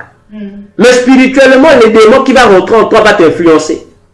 Et voilà pourquoi la Bible dit, tout celui qui va accepter la marque de la bête ne sera plus sauvé. Amen. Donc tu es perdu pour les bons. Alors que ceux qui vont refuser la marque auront la possibilité d'être sauvés. D'avoir la marque de Dieu. Voyez-vous, c'est une marque physique, mais qui cache une réalité invisible. la puce électronique, elle est visible? Oui. N'est-ce pas? La puce électronique, elle est visible. Même lorsque tu prends les composants de cette puce électronique, tu ouvres, tu vas voir ce composant. Mais la marque de la bête, c'est un cachet, on va te mettre un cachet sur ton front, sur la main droite. C'est un cachet, mais c'est un cachet qui cache un esprit qui va te contrôler, qui va te manipuler. Tu seras comme un robot. C'est pourquoi vous voyez aussi, à côté de la monnaie virtuelle, on est en train de favoriser quoi? La robotisation. Mais vous ne comprenez toujours pas. Pourquoi la robotisation? Parce que les démons, lorsque les démons vont se manifester sur la terre, vous aurez déjà dans votre pensée que ce sont des humanoïdes, des robots humanoïdes. Vous allez vous dire non, ce sont que des robots. Ce ne sont pas des robots. Voyez-vous? D'ailleurs, si nous sommes intelligents et si nous avons le discernement, regardez seulement les films, la saga Terminator. Vous n'avez jamais compris la saga du film Terminator d'Arnold Schwarzenegger, Terminator 1, 2. Suivez ça bien. Quel est le message que ce film-là nous donne? On vous dit le jugement dernier. Le jugement dernier. Mais on dit le jugement dernier, la fin du monde, sera causé par quoi? On dit ça sera causé par des robots. Et si vous suivez bien, même le début de Terminator jusqu'à sa fin, jusqu'à la dernière série qui est sortie, ce film de Terminator vous explique un message. Au début, on vous dit, les deux robots qui se combattent, ils tombent où? Ils quittent le ciel. Ils quittent le ciel. Terminator en anglais, qui veut dire exterminateur. Vous voyez, le premier robot qui descend sur la terre, quelle est sa mission? Il descend du ciel pour la terre. Hein? Il descend, il dit qu'il a été envoyé par le monde. Il a quitté le monde du cyber, comment ils appellent ça? Il y a un terme là, du cybernet. Voyez-vous? Du cybernet. C'est-à-dire que le monde des robots dirigés par l'internet. Attention, c'est un langage codé. Hein? Parce que le mot internet veut dire quoi? Veut dire interconnexion. Ça te ramène au nouvel ordre mondial. Ça te ramène à l'œcuménisme. Il dit il est envoyé pour sauver un garçon. Pour sauver un garçon. Et le garçon qu'il doit sauver, c'est un garçon qui doit naître d'une femme. Attention. Et ce garçon-là s'appelle John.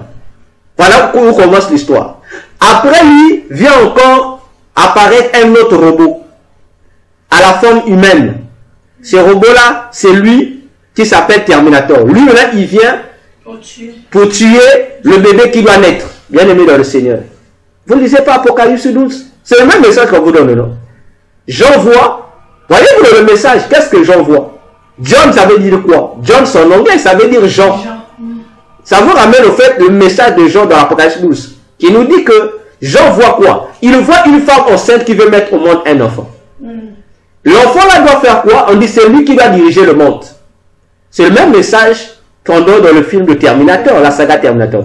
On dit que l'humanité doit être détruite. Mais la seule personne qui va empêcher cette destruction, c'est cet enfant qui s'appelle John. Alors, Terminator dit que le premier robot vient pour secourir l'enfant. Pour que l'enfant ne soit pas tué. Pour qu'il soit le sauveur du monde. Le deuxième robot qui est Terminator, lui, il doit venir pour protéger, pour détruire l'enfant. Mais l'Apocalypse nous dit quoi? Que pour que l'enfant ne soit pas détruit, l'enfant fut ravi au ciel. Mais un dragon était là pour faire quoi? Pour manger l'enfant. C'est toi tuer l'enfant. Et toute la saga Terminator tourne autour de ça. Et on vous montre encore plus tard que le monde est dominé par les robots, les Terminators.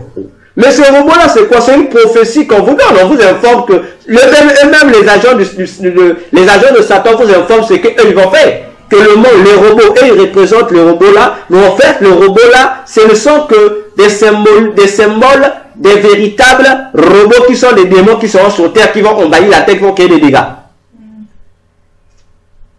Église, prenons conscience. C'est pourquoi j'aime suivre les films de science-fiction. Au travers des films de science-fiction, je peux t'expliquer la Bible. Et les gens me trouvent étonnant. J'ai dit oui. Fait que les satanistes annoncent à leurs agents déjà. Ils donnent la puce à l'oreille, ils informent. Regardez la plupart de ces films de science-fiction. Commençons à partir de 2021 jusqu'à 2023. Regardez les films de science-fiction qui apparaissent là. Surtout les films de super-héros.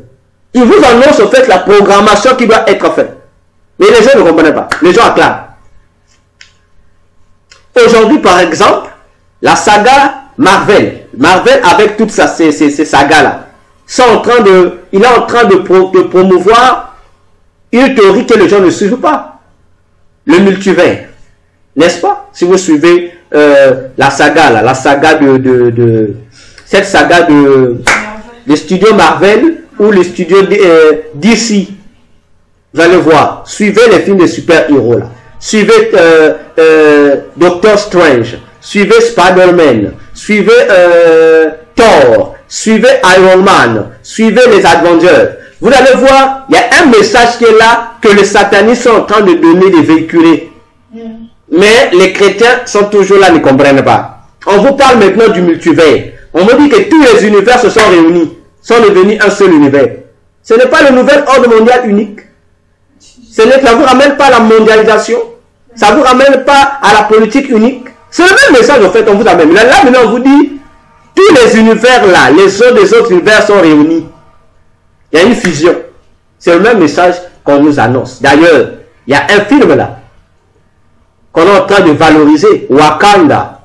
N'est-ce pas? Là, les Africains sont contents. Il y a enfin les studios Marvel vont penser aux Africains. Ah, Église. On vous parle de Wakanda. Et là, regardez un. Que veut dire Wakanda? Vous allez voir dans ce film de Wakanda, on a comme mélangé presque tous les Africains. Il ne faut pas dire les races africaines. Tous les blancs. N'est-ce pas? En fait, on vous donne le message de l'unité africaine, non? Et dans Wakanda, vous allez remarquer, ils appellent ça Wakanda. Qui veut dire quoi? Wakanda, en Congo, en Kikongo, ça veut dire Wakanda, ça veut dire la famille. C'est que veut dire Wakanda, ça veut dire la famille. Chez les Zoulous, c'est le même mot, ça veut dire la famille. Bon, posez la question, Wakanda, mais quelle famille? La famille africaine, non? Vous pensez qu'on parle de quoi? On vous parle le même message. De même qu'il faut qu'il y ait une Europe unie. De même qu'il faut qu'il y ait l'Océanie unie. Il faut que toutes les nations deviennent une pour fusionner afin de former une seule fédération. C'est un message. Et regardez quel est le symbole du Wakanda, de ce film-là. Dans ce film-là, quel est le symbole? Lorsqu'ils disent Wakanda, symbole d'un royaume Wakanda, c'est quoi? C'est le même symbole que je vous ai montré la dernière fois, non? Les mains croisées. Les mêmes symboles avec lesquels sont enterrés les pharaons. N'est-ce pas? Les mains croisées comme les momies comme ça. C'est le même symbole que font les satanistes. Symbole d'allégeance à Satan. C'est le même symbole que vous pratiquez les musiciens comme Ferry. Plutôt Ferry le fait. Fali aussi le fait. Donc tout le monde fait ce symbole-là. C'est devenu le symbole. Wakanda. Mais vous pensez Wakanda, c'est quoi? Pour dire que Satan nous reçoit la mission de former l'unité. Nous reçoit la mission d'être un. C'est ça l'objectif du ordre mondial, non? Et même les musiciens chrétiens font maintenant ça. Et ils font semblant de dire Dieu, tu es pour moi. Ils font le message pour dire je suis Wakanda. Hein? Quand vous dites Satan, le message est passé. Oui, le message de la mission réussit. Faites attention, Église. Faites attention. Nous allons quelque part. Et aussi l'humanité va dans un repos. C'est pourquoi la Bible dit, je prends un autre passage, vous allez comprendre ça avec l'apôtre Paul. Pourquoi mettre en valeur la théorie, sinon l'idéologie de paix et sécurité, du repos? Écoutons les prophéties que l'apôtre Paul nous a données. Et que tout le monde fasse attention. Prenons 1 Thessaloniciens 5. 1 Thessaloniciens 5, le verset 1 jusqu'au verset 6. Je répète. 1 Thessaloniciens 5, verset 1 jusqu'au verset 5. Écoutons très bien le message prophétique que l'apôtre Paul avertit aux chrétiens. Il dit, pour ce qui concerne des temps et des moments, vous n'avez pas besoin, frère, qu'on vous en écrive. Si vous remontez au chapitre 4, il nous parle du phénomène de l'enlèvement de l'Église et de ce qui va s'en suivre. Il descend, il dit, car vous savez vous-même que Le jour du Seigneur viendra comme un voleur dans la nuit. Quand les hommes diront paix et sûreté, alors une ruine soudaine les surprendra, comme les douleurs de l'enfantement surprennent la femme enceinte, et ils n'échapperont point. Mais vous, frères, vous n'êtes pas dans les ténèbres, pour que ce jour vous surprenne comme un voleur. Vous êtes tous des enfants de la lumière et des enfants du jour. Nous ne sommes point de la nuit ni des ténèbres. Ne dormons donc point comme les autres, mais veillons et soyons sobres. Comprenez? Paul nous informe, parmi les événements, parmi les indices qui vont à la fois nous annoncer que l'enlèvement de l'Église est proche et que l'Antichrist va maintenant faire son entrée officiellement dans le monde. Il dit, c'est lorsque vous écouterez les gens commencer à dire paix et sécurité. Frère, faites attention, la Bible a annoncé ça. Donc aujourd'hui, lorsque tu écoutes dans tous les domaines de la vie, tout le monde, les policiers disent non, paix et sécurité. Tu vas de l'humain au niveau paix, tout le monde a le même langage. Pour te dire, fais attention. Faisons attention. Parce que le monde est en train d'aller vers une certaine perdition. Et Paul dit clairement, ne dormons pas comme dorment les autres, c'est-à-dire les païens là. Il dit non, nous devons veiller et être sobres. Pour dire, si toi le chrétien, tu ne veilles pas, tu ne seras pas sobre. Et comme tu n'es pas sobre, tu vas aussi dormir comme les autres. Et ce jour-là va te surprendre.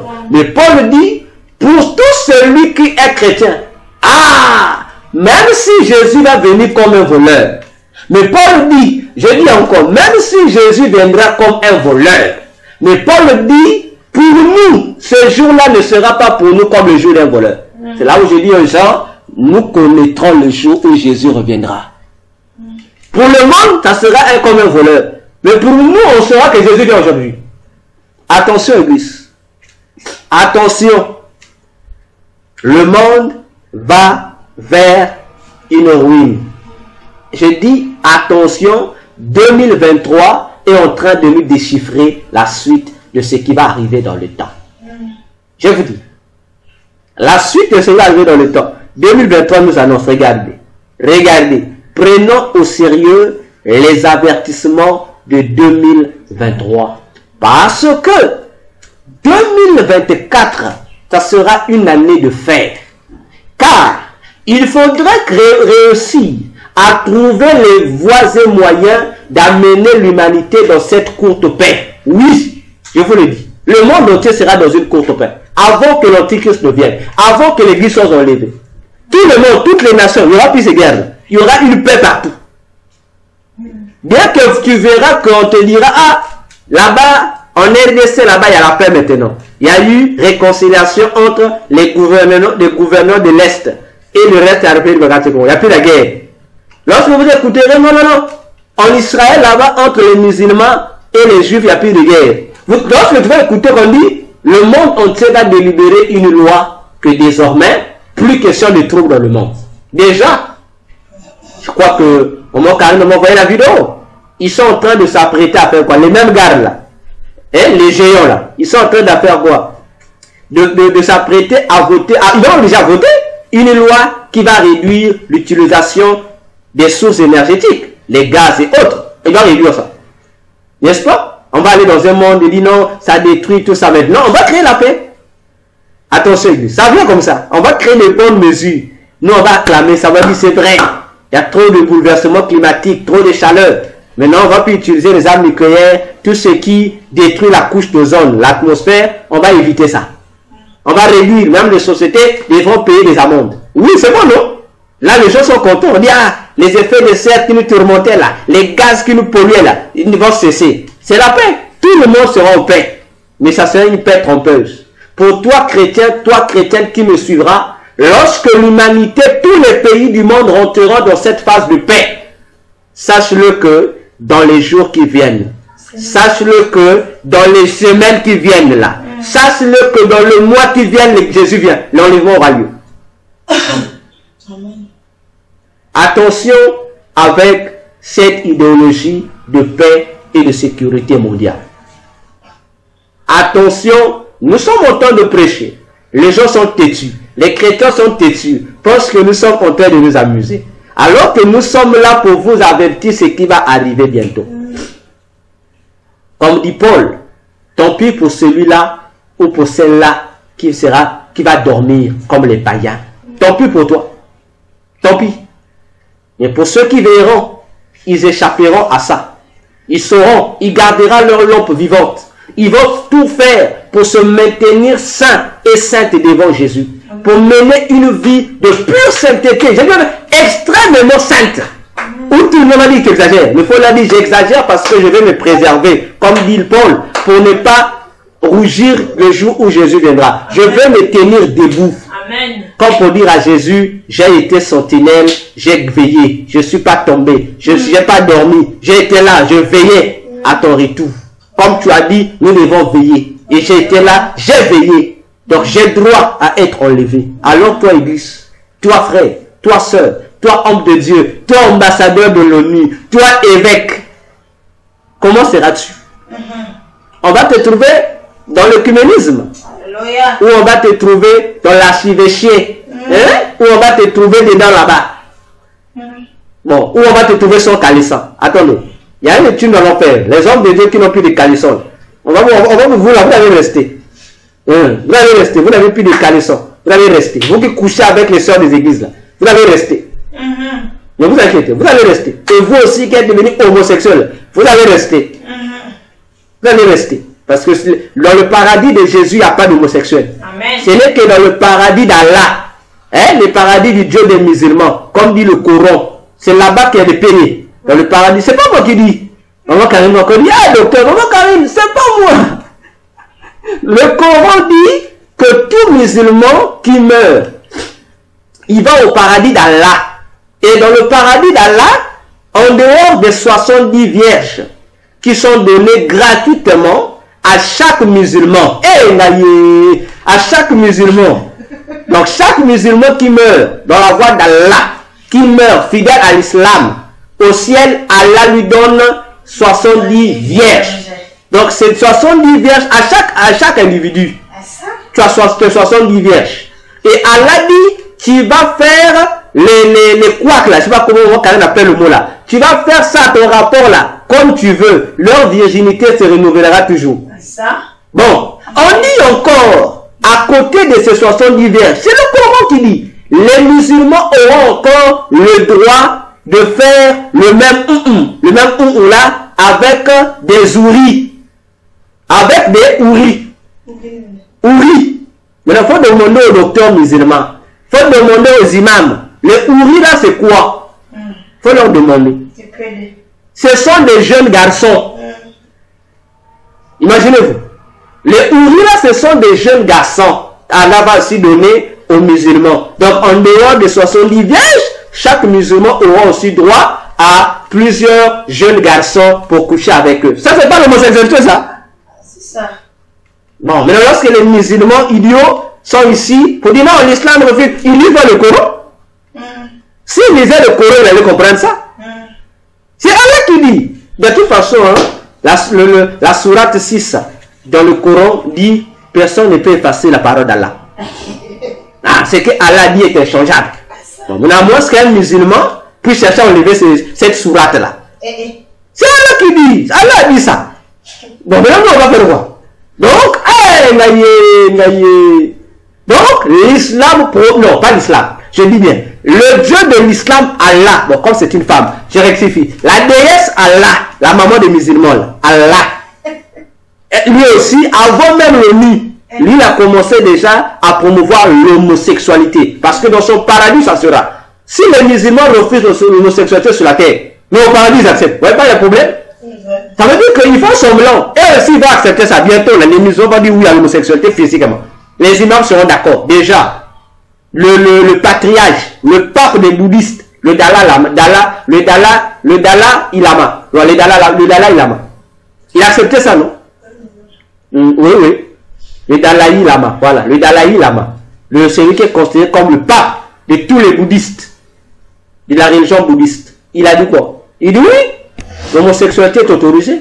Le Bouddha n'a pas condamné ça, il a autorisé, parce que Bouddha a dit, tout le monde est libre de ses choix. Ah, frère, les bouddhistes sont acceptés, hein? Les juifs aussi. Une grande partie des juifs ont accepté l'homosexualité. Bon, déjà chez nous, déjà le Vatican a accepté. Hein. Là, on ne parle plus. Hein. Les protestants ont accepté. Hein. Les pentecôtistes ont accepté. Hein. Donc, il n'y a pas une branche ici qui n'a pas accepté. Il n'y en a pas. Il n'y en a pas. Donc, ça vient.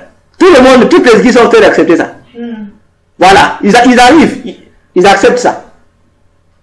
Chez les Africains, il y a encore deux tendances. Il y a une tendance qui dit oui, il y a une tendance qui dit non. Bon, ce ne semble, ils vont dire oui. Parce que chez les Zoulous, il y a une tribu Zoulou en Afrique du Sud, et ils ont même dit que depuis l'homosexualité, c'est pas nouveau pour eux. C'est depuis leurs ancêtres. Ils se mariaient comme ça. Donc, c'est pour la tradition africaine, comme ça. Ah! Frères et sœurs, faisons attention, ça arrive. Ça arrive. Faisons très attention. J'ai dit, faisons très attention. Alors, Noé est toujours de la partie, lui il ne manque pas. Pour nous dire, Sukkot, ce n'est pas seulement pour les chrétiens. Sukkot, Satan aussi a créé son Sukkot à lui. Maintenant, ouvre les yeux. Le premier complément où tu atterris en quittant le chemin sera où? Si en sortant de l'Égypte, on t'a même un nouvel ordre mondial, tu es tombé. Ça, c'est pas le ciel. Ça va donner la prétention d'être le ciel. Tu vois que l'Afrique est développée. Tu es content. Tu penses que tu es au ciel. Non, tu es seulement au poumon réellement. Tu n'es pas au ciel. Pour dire, faisons attention. Amen. Nous allons continuer encore dans la semaine.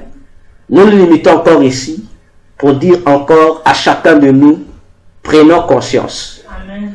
Du peu de temps qui nous reste. Je vous ai dit, je le répète encore ce matin, en ce dimanche 11 juin, le temps qu'on nous a donné par Jésus pour qu'il revienne, c'est un temps, en termes de centimètres, je ne pense pas que ça puisse faire 5 cm. Je ne pense pas. La distance là, je ne pense pas. 5 cm, c'est trop. C'est trop. Et toi qui penses, oh, on avait dit ça longtemps. Fais attention. La Bible dit un jour pour Dieu est comme 1000 ans. Et 1000 ans comme un jour. Frère, depuis que toi tu es né, tu n'as pas encore atteint 1000 ans. Hein? Donc depuis que tu es né là. Donc nous sommes aujourd'hui en l'an 2000. Aux yeux de Dieu. Parce que la prophétie sur le retour de Jésus a commencé à être enseignée depuis l'an 30. N'est-ce pas?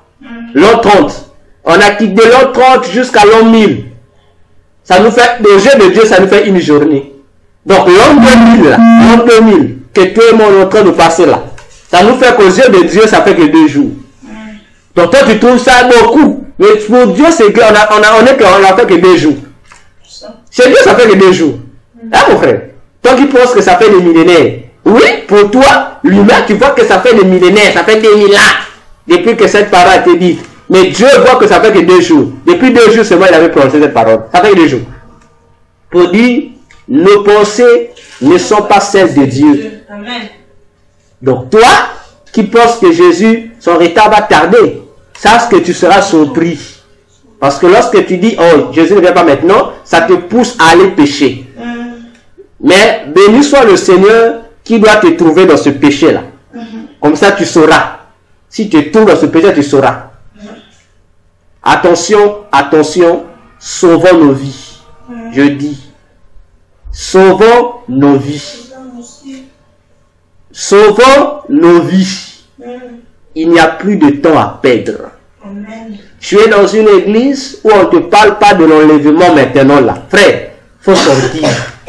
Tu es dans une église où on te parle de tout. Mais on ne te parle plus de l'enlèvement de l'église. Et du péché aussi. Frère, tu ne peux pas parler de l'enlèvement de l'église sans toucher le péché. Impossible. Parce que si tu parles, tu vas dire genre, comment les gens doivent-ils faire pour être enlevés? Déjà, depuis que l'église catholique existe, l'église catholique ne parle pas de l'enlèvement de l'église. Ça n'existe pas dans l'ordre des enseignements. Ça n'existe pas. On ne te parle pas de ça. Je dis, on ne te parlera pas de ça. Tu vas dans les églises du message. Là-bas, on te parle de Branham, on ne te parle pas de Jésus. On te parlera de tout ce qu'a dit le Père Branham, mais on ne te dira pas Jésus avait dit ceci. Attention. Je dis attention. Tu vas chez les pentecôtistes, au lieu de te présenter Jésus qui revient, on commence à te présenter le surnaturel. On commence à te présenter non l'onction. On commence à te présenter les miracles. On commence à te présenter la Pentecôte. Non, on n'a pas besoin qu'on peut la Pentecôte. Présentez-nous là où la Pentecôte nous amène. Parce que l'objectif de la Pentecôte, c'est nous amener au rassemblement pour l'enlèvement de l'Église. Maintenant, vous êtes limité à la Pentecôte. Oh, il y a eu des langues de feu. On va parler de nouvelles langues. On va faire des miracles. Non, ce n'était pas ça l'objectif. L'objectif de la descente du Saint-Esprit, c'est descendre pour nous conduire à l'enlèvement de l'Église. Maintenant, vous avez retenu le Saint-Esprit à la Pentecôte. Alors que la Pentecôte était passée. Le Saint-Esprit n'est plus à la Pentecôte. Le Saint-Esprit est en train sur le chemin pour amener l'Église à être enlevée. Le Saint-Esprit est en train de perfectionner l'épouse pour que l'épouse ait les caractéristiques d'être enlevée. Maintenant, vous, votre faux Saint-Esprit, là, vous laissez à la Pentecôte, là. Attention, Église. Attention, toi qui es resté à la Pentecôte, là, pour attendre le surnaturel, là, pour attendre la puissance, là, alors que la puissance était déjà tombée. Toi, tu as tombé la puissance, toi. Oh! Tu es en retard, frère. Tu es en retard. Il court vite, va rattraper le convoi de l'esprit que tu as laissé là. Va suivre le Saint-Esprit. Le surnaturel ne t'amène pas au ciel. C'est une vie de fidélité en Jésus qui t'amène au ciel. Pas le surnaturel. Attention, attention. Attention au message qu'on véhicule maintenant dans l'église. Toi qui dis, moi mon daddy, moi mon pasteur, je vais mourir pour mon pasteur. Je t'apprends, mourir pour ton pasteur ne t'amène pas au ciel, ça t'amène au feu. Peut-être que tu ne savais pas, ça ne t'amènera pas au ciel. Parce que Dieu ne t'a pas demandé d'être le fanatique de ton pasteur. Peu importe le degré de ton amour pour lui. On a dit, on doit être fanatique de Jésus, point barre. Amen. Mais si toi tu aimes ton pasteur, comme avait dit un pasteur lufocomicien, lui aime Branham plus que Jésus, tant pis pour toi. Tant pis pour toi. Toi tu aimes Branham plus que Jésus. Tu aimes ton pasteur plus que Jésus. Tu aimes ton église plus que Jésus. Tant pis pour toi. Nous aimons nos pasteurs. Nous aimons Jésus plus que nos pasteurs. Amen. Nous aimons Jésus plus que nos églises. Amen. Donc, vous qui aimez vous plus que Jésus, vous n'êtes pas des chrétiens. C'est pourquoi Jésus disait encore, hein, que celui qui n'est pas avec moi disperse. Et ça, vous est le gratuit. Et ça, vous est efforté. Tu n'as pas d'effort à fournir. Toi qui as choisi entre Jésus et ton pasteur, toi tu es ton pasteur. Maintenant, qu'est-ce que tu fais encore dans la maison de Jésus? Sortez, allez ouvrir votre nouvelle église qui va porter le nom de votre pasteur. Église, faisons attention. Amen. Évangélise au nom de Jésus. Amen. Arrêtons d'aller évangéliser au nom de nos pasteurs et de notre église. Amen. Non, viens voir mon pasteur le puissant. Frère, soeur, serviteur de Dieu, servante de Dieu. Est-ce là la mission que Jésus t'a donnée dans Matthieu 28, 19 à 20? Que tu as présenté? Non, venez voir mon pasteur. Non, dans notre église, il y a ceci fait. C'est ce que Jésus a dit. Non. Présentez, Jésus dit, présentez au monde ma doctrine. Amen. Dites-leur ce que je vous ai enseigné et baptisez-les en mon nom. Donc maintenant vous avez modifié même l'évangélisation. Frère, ça me fait mal de voir dans nos quartiers des frères, des sœurs passionnés d'évangéliser. Mais dès qu'ils t'abordent, frère, non, tu connais le prophète. Oh, moi je ne veux pas. Oh non frère, tu connais le prophète. Non, le prophète était venu, il a fait des grands miracles, frère. Mais Jésus a dit présenter Jésus. Donc toi tu commences à me présenter ton prophète. Donc là tu connais le prophète. Frère, dis-moi, frère, tu connais tout Jésus? Ah! Bon, maintenant moi je vais faire quoi avec ton prophète? Oh non frère, dans notre église, il y a des miracles. Si tu es malade, viens, sera guéri. Ah! Ce n'est plus Jésus, c'est ton église. Il n'y a qu'un nom qui a été donné par lequel les gens doivent être sauvés. Ce n'est ni le nom d'une quelconque église. C'est le nom de Jésus. Ce n'est pas un nom d'un pasteur donné aussi renommé soit-il, aussi grand faiseur de miracles soit-il, c'est le nom de Jésus. Amen. Même si aujourd'hui, il y a des pasteurs comme Moïse Mbiye qui font maintenant des posters de leur visage, qui vous disent, bon, vous n'avez plus besoin de Jésus. Pour votre salut, prenez seulement ma photo, mettez dans des maisons. Ça va vous protéger. Prenez, mettez dans vos voitures. Habillez, frère. C'est du satanisme. Lorsque le docteur vous avait dit, le gars là, c'est un sorcier, les gens sont fâchés. Oh, comment ça? Voilà, maintenant, il vous dévoile. Donc, allez acheter le poster. Va mettre le poster, c'est plus Jésus qui te protège. C'est maintenant lui, Moïse Mbiye, qui va te protéger. Ah, Église. Jusqu'à quand on va continuer à parler? Jusqu'à quand? Attention, le Jésus revient bientôt. Amen. Quelqu'un m'a dit, docteur, attends, tu parles de retirer Jésus, tu n'as pas besoin d'argent. Hein? J'ai dit, tu sais de quelle manière j'ai besoin d'argent? Il dit, oh, comme tu as besoin d'argent, parle le matin, il fait sa mort. J'ai dit, oh, ah bon? Ah, j'ai dit, non, oh, mais tu ne vas pas m'avoir dans ce jeu-là. Ce n'est pas parce que j'ai besoin d'argent que je ne vais pas prêcher le message qu'il faut pour prêcher le message où je vais attirer l'argent. J'ai dit non, je préfère souffrir que de déformer l'évangile de Jésus. Amen. C'est tout. Je préfère mourir pauvre, mais je sais que je suis riche au ciel, que de mourir riche ici, mais tu es pauvre au ciel. Tu vas en payer. En plus, comme bonus. Attention, bien-aimés dans le Seigneur. Les temps deviendront de plus en plus difficiles. D'ailleurs, je vous informe, bientôt la Bible que tu ne lis pas là va disparaître. Que ce soit version papier, que ce soit version électronique. Déjà, le programme est en cours. Hein? Les technologues de Satan là, sont en train de faire ça. La Bible que tu lis là, ça va disparaître. On va maintenant te laisser les nouvelles Bibles travaillées par le Vatican et les églises apostates. Ne vous inquiétez, il y a une étude que je suis en train de préparer pour expliquer l'origine de la Bible. Vous allez comprendre. Le mensonge qu'on nous dit, où on m'a envoyé une vidéo d'un prêtre sur Facebook qui est courageux de dire même tout ce que fait l'Église catholique. Mensonge historique et mensonge spirituel. La Bible a existé avant l'Église catholique. La Bible, les 66 livres de la Bible ont existé avant l'Église catholique. Maintenant, l'Église catholique a fabriqué quelle Bible? Voyez-vous? Attention, attention. Déjà, je vous apprends. L'année passée, 2022, le pape a validé le changement de la Bible. C'est ce que vous ne le savez pas. Il a validé. Hein? Le pape a validé. En conformité avec le président chinois et comment on les appelle? Les autorités des grandes religions, l'islam, religion juive et les autres. Bon, disons, les chefs de ceux qui font partie de l'œcuménisme, ils ont validé le changement de la Bible. Ils ont dit la Bible doit changer. La Chine a proposé qu'il faut que la Bible soit changée selon les valeurs chinoises. Bon, ils ont validé. Ils attendent. Donc, tellement que chaque pays a donné sa proposition. Donc, attendez-vous à avoir une nouvelle Bible qui sera là. Vous allez voir comment c'est cette Bible. Déjà, on dit, la Bible a vieilli. Il y a des choses que la Bible interdite là qui empêchent les gens d'être en paix et d'être en sécurité. Donc, tout ce qui est péché là, tu n'auras plus ça dans la Bible. On va laisser ce qui n'a rien à voir avec le péché. Donc, on aura une Bible démocratique. Où on va nous dire, laissez aller. C'est la démocratie. Attention. Donc, pendant que tu as encore ta Bible là, lis cette Bible. Garde ça jalousement. Parce que ça va disparaître. Aujourd'hui même, allez dans le centre biblique là. Les maisons de la Bible là. Ils ne nous produisent plus les Bibles qui sont 98% fiables avec les textes originaux. Non. Ils vous présentent les Bibles d'Arabie. Ils vous présentent les Bibles catholiques. Jérusalem, tout ça. Mais les Bibles Martin Osterval sont en train de disparaître. Il n'y en a même pas. Si tu demandes à l'Alliance publique, on te dit qu'ils ne connaissent pas cette Bible.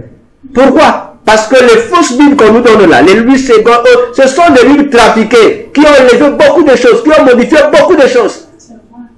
Mais les vraies Bibles qui sont fiables, qui ont gardé à 98% l'originalité des textes d'origine, sont rares. Vous les trouvez rarement même, c'est rare.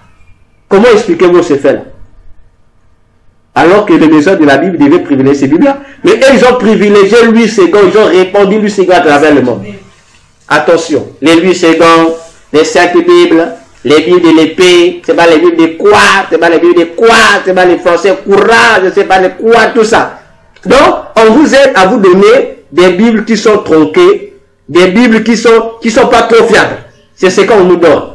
Alors que certains passages de ces Bibles, lorsque tu lis ça, ça ne te donne pas l'originalité de ce qui a été dit. Ça t'amène à une autre compréhension alors que c'est une autre chose qui avait été dite. Et c'est à cause de ces Bibles tronquées qu'il y a des débats inutiles. Prenez les musulmans. Lorsqu'ils viennent dire les compréhensions de la Bible, ils utilisent quelle version? Ils utilisent ces versions. Ils disent lui c'est quand. Mais dis à un musulman de prendre la version de David Martin, de montrer ses contradictions. Dans Martin, il n'y en a pas. Mais comment on retrouve ça seulement de lui c'est quand? Et dans les autres Bibles qui sont traduites à partir des Bibles du Vatican, à partir du Codex Vaticanus et l'autre Codex Alexandrin. Pourquoi? Parce que les Louis II se sont efforcés à amener des choses contradictoires pour vous amener à la contradiction dans la Bible, alors que ça n'existait pas. Tout ça, c'est pour une mission, pour éloigner les chrétiens de plus en plus de la Bible. C'est à cause de fait, l'objectif, c'est ça. Si on te donne où le président a dit demain, il y aura la fête de l'indépendance à midi. Bon, maintenant, si on te donne une version qui n'amène pas, qui dit, où le président a dit demain à midi, il s'arrête là. Mais toi qui lis, si on te dit, mais le président avait dit demain à fête à midi, tu as dit non, le président avait dit seulement demain à midi. Vous voyez que demain à midi, ça n'a pas un sens. Or, de fait demain à midi, il y a une précision. Et voilà où ça mène même des débats dans les églises. Où certains pasteurs invoquent de fausses révélations avec certains versets de jury. De toute façon, la véritable situation de ces versets, c'est pas ça. Voyons-nous, pour nous dire, bientôt, la Bible va disparaître. Tu vas chercher ça, tu ne trouveras pas ça. Mais on va te laisser les nouvelles versions qui naissent là. Les réviser là. Les bonnes, c'est comme vous appelez les bonnes versions. Ça va rester. Vous allez dire, ah c'est vrai. Ça va rester. Bientôt, vous aurez la Bible homosexuelle. Vous en aurez bientôt. Mais vous l'avez. Ça arrive. La Bible des homosexuels. Tu en auras toujours, vous aurez ça. Donc, faisons attention. Je vais finir par vous donner cette prophétie-là. Le pape François est le 264e pape.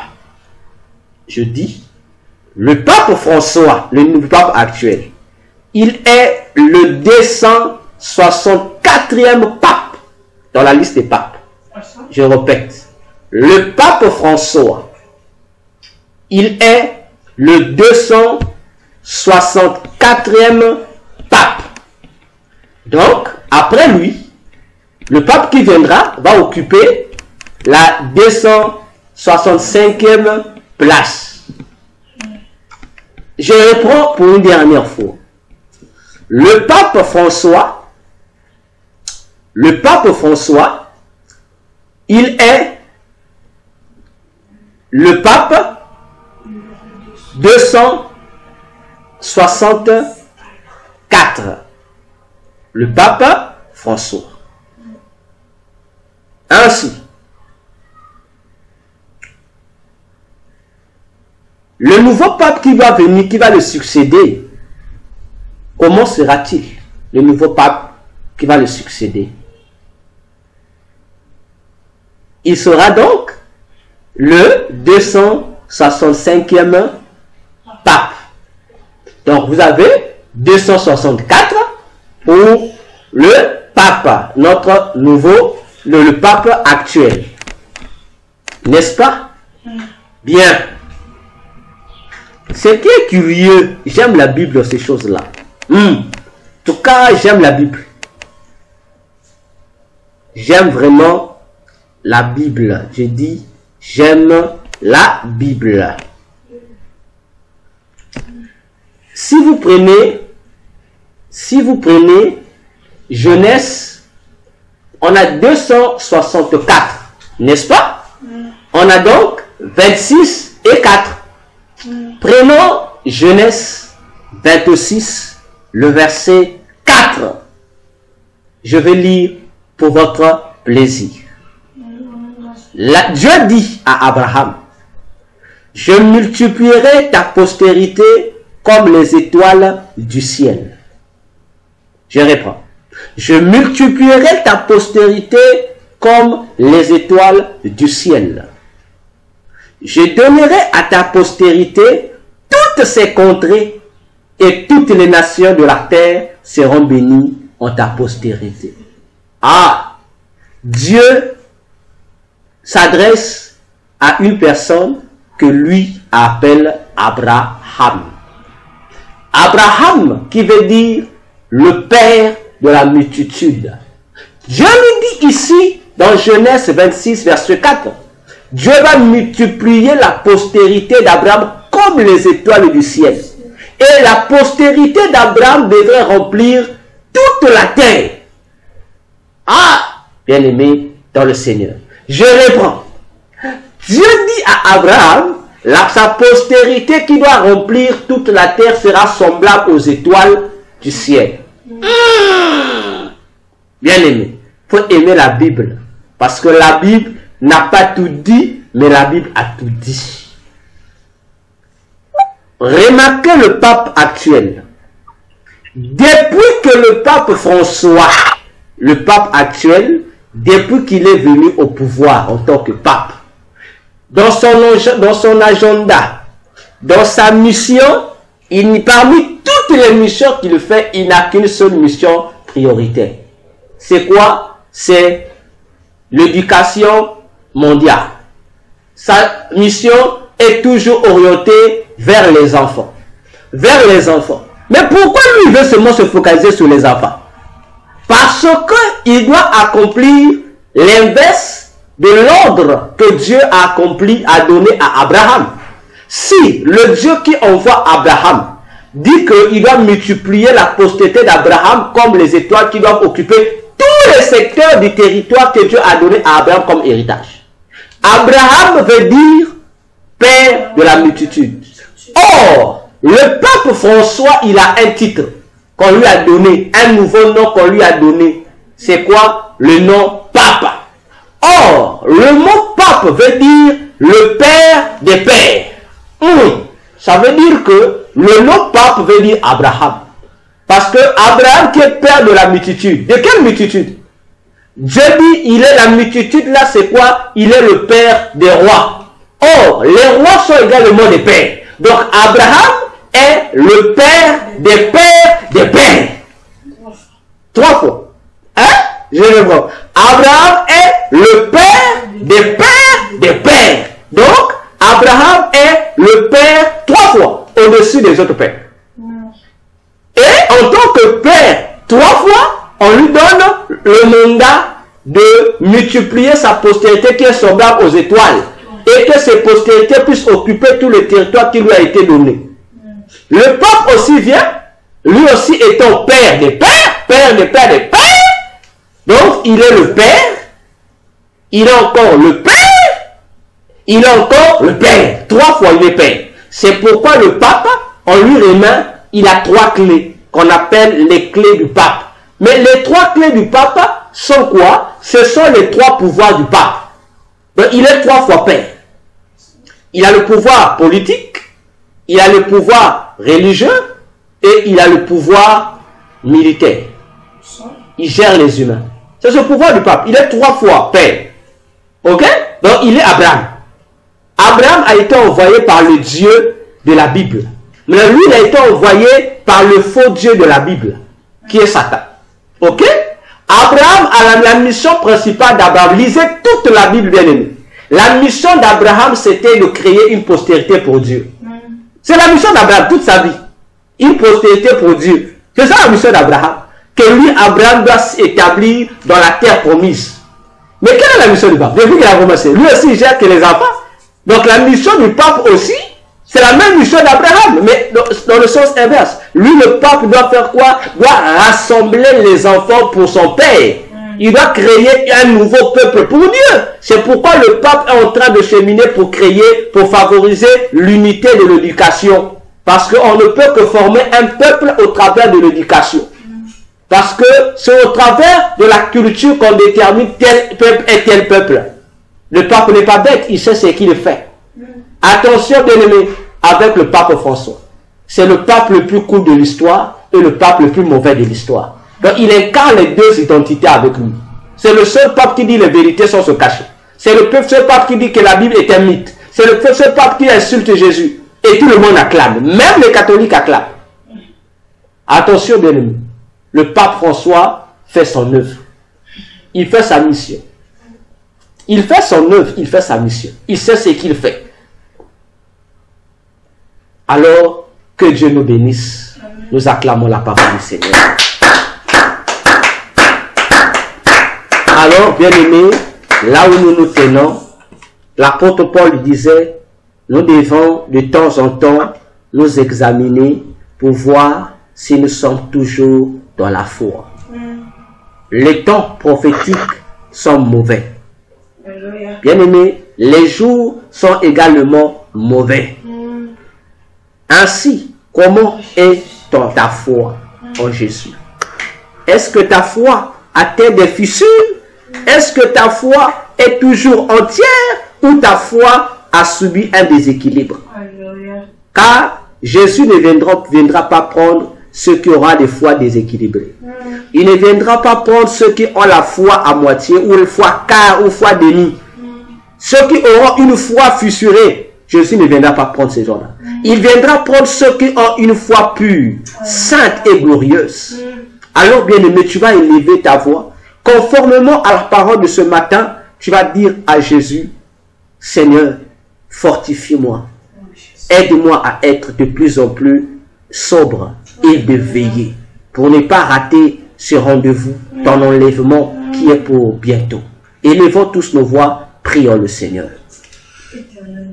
Seigneur Jésus, ce matin encore, nous voulons te bénir pour cette parole que tu nous as dispensée ce matin. Dans notre grand séminaire, Seigneur, le chrétien face à 2023. Oui, Seigneur, ce matin, tu as parlé pour nous sensibiliser encore et encore. Tu nous as parlé pour que nous prenions conscience, Seigneur, du danger qui nous guette. Nous, nos maisons, nos familles, nos nations et tous ceux qui nous entourent. Toi qui veux que nous soyons participants à ce moment, à ton retour, que nous ne puissions pas manquer à ce rendez-vous.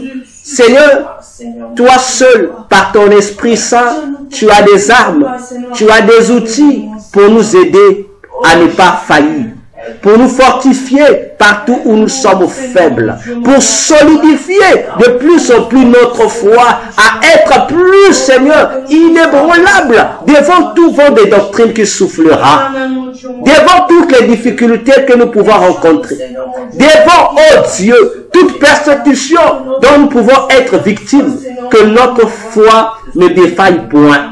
Que notre foi ne soit point ébranlée. Tu nous as dit que votre cœur ne se trouble pas. Croyez en Dieu, croyez en moi, car j'ai vaincu le monde. Seigneur, préserve précieusement notre foi. Que notre foi soit gardée dans un état pur. Que notre foi soit sainte à tous les niveaux possibles. Oh Dieu, toi seul, aide-nous, Dieu, à résister, Seigneur, contre tout péché, validé et légalisé autour de nous. Aide-nous à résister contre des lois qui nous éloigneront de toi. Aide-nous à être capables de renoncer, Jésus, à tout ce qui pourra nous éloigner de toi, à tout ce qui pourra nous amener à l'apostasie. Aide-nous, Jésus, à tenir ferme. Aide-nous à persévérer jusqu'à ce que tu viennes. Oh Jésus, regarde combien dans le monde le péché devient une vie.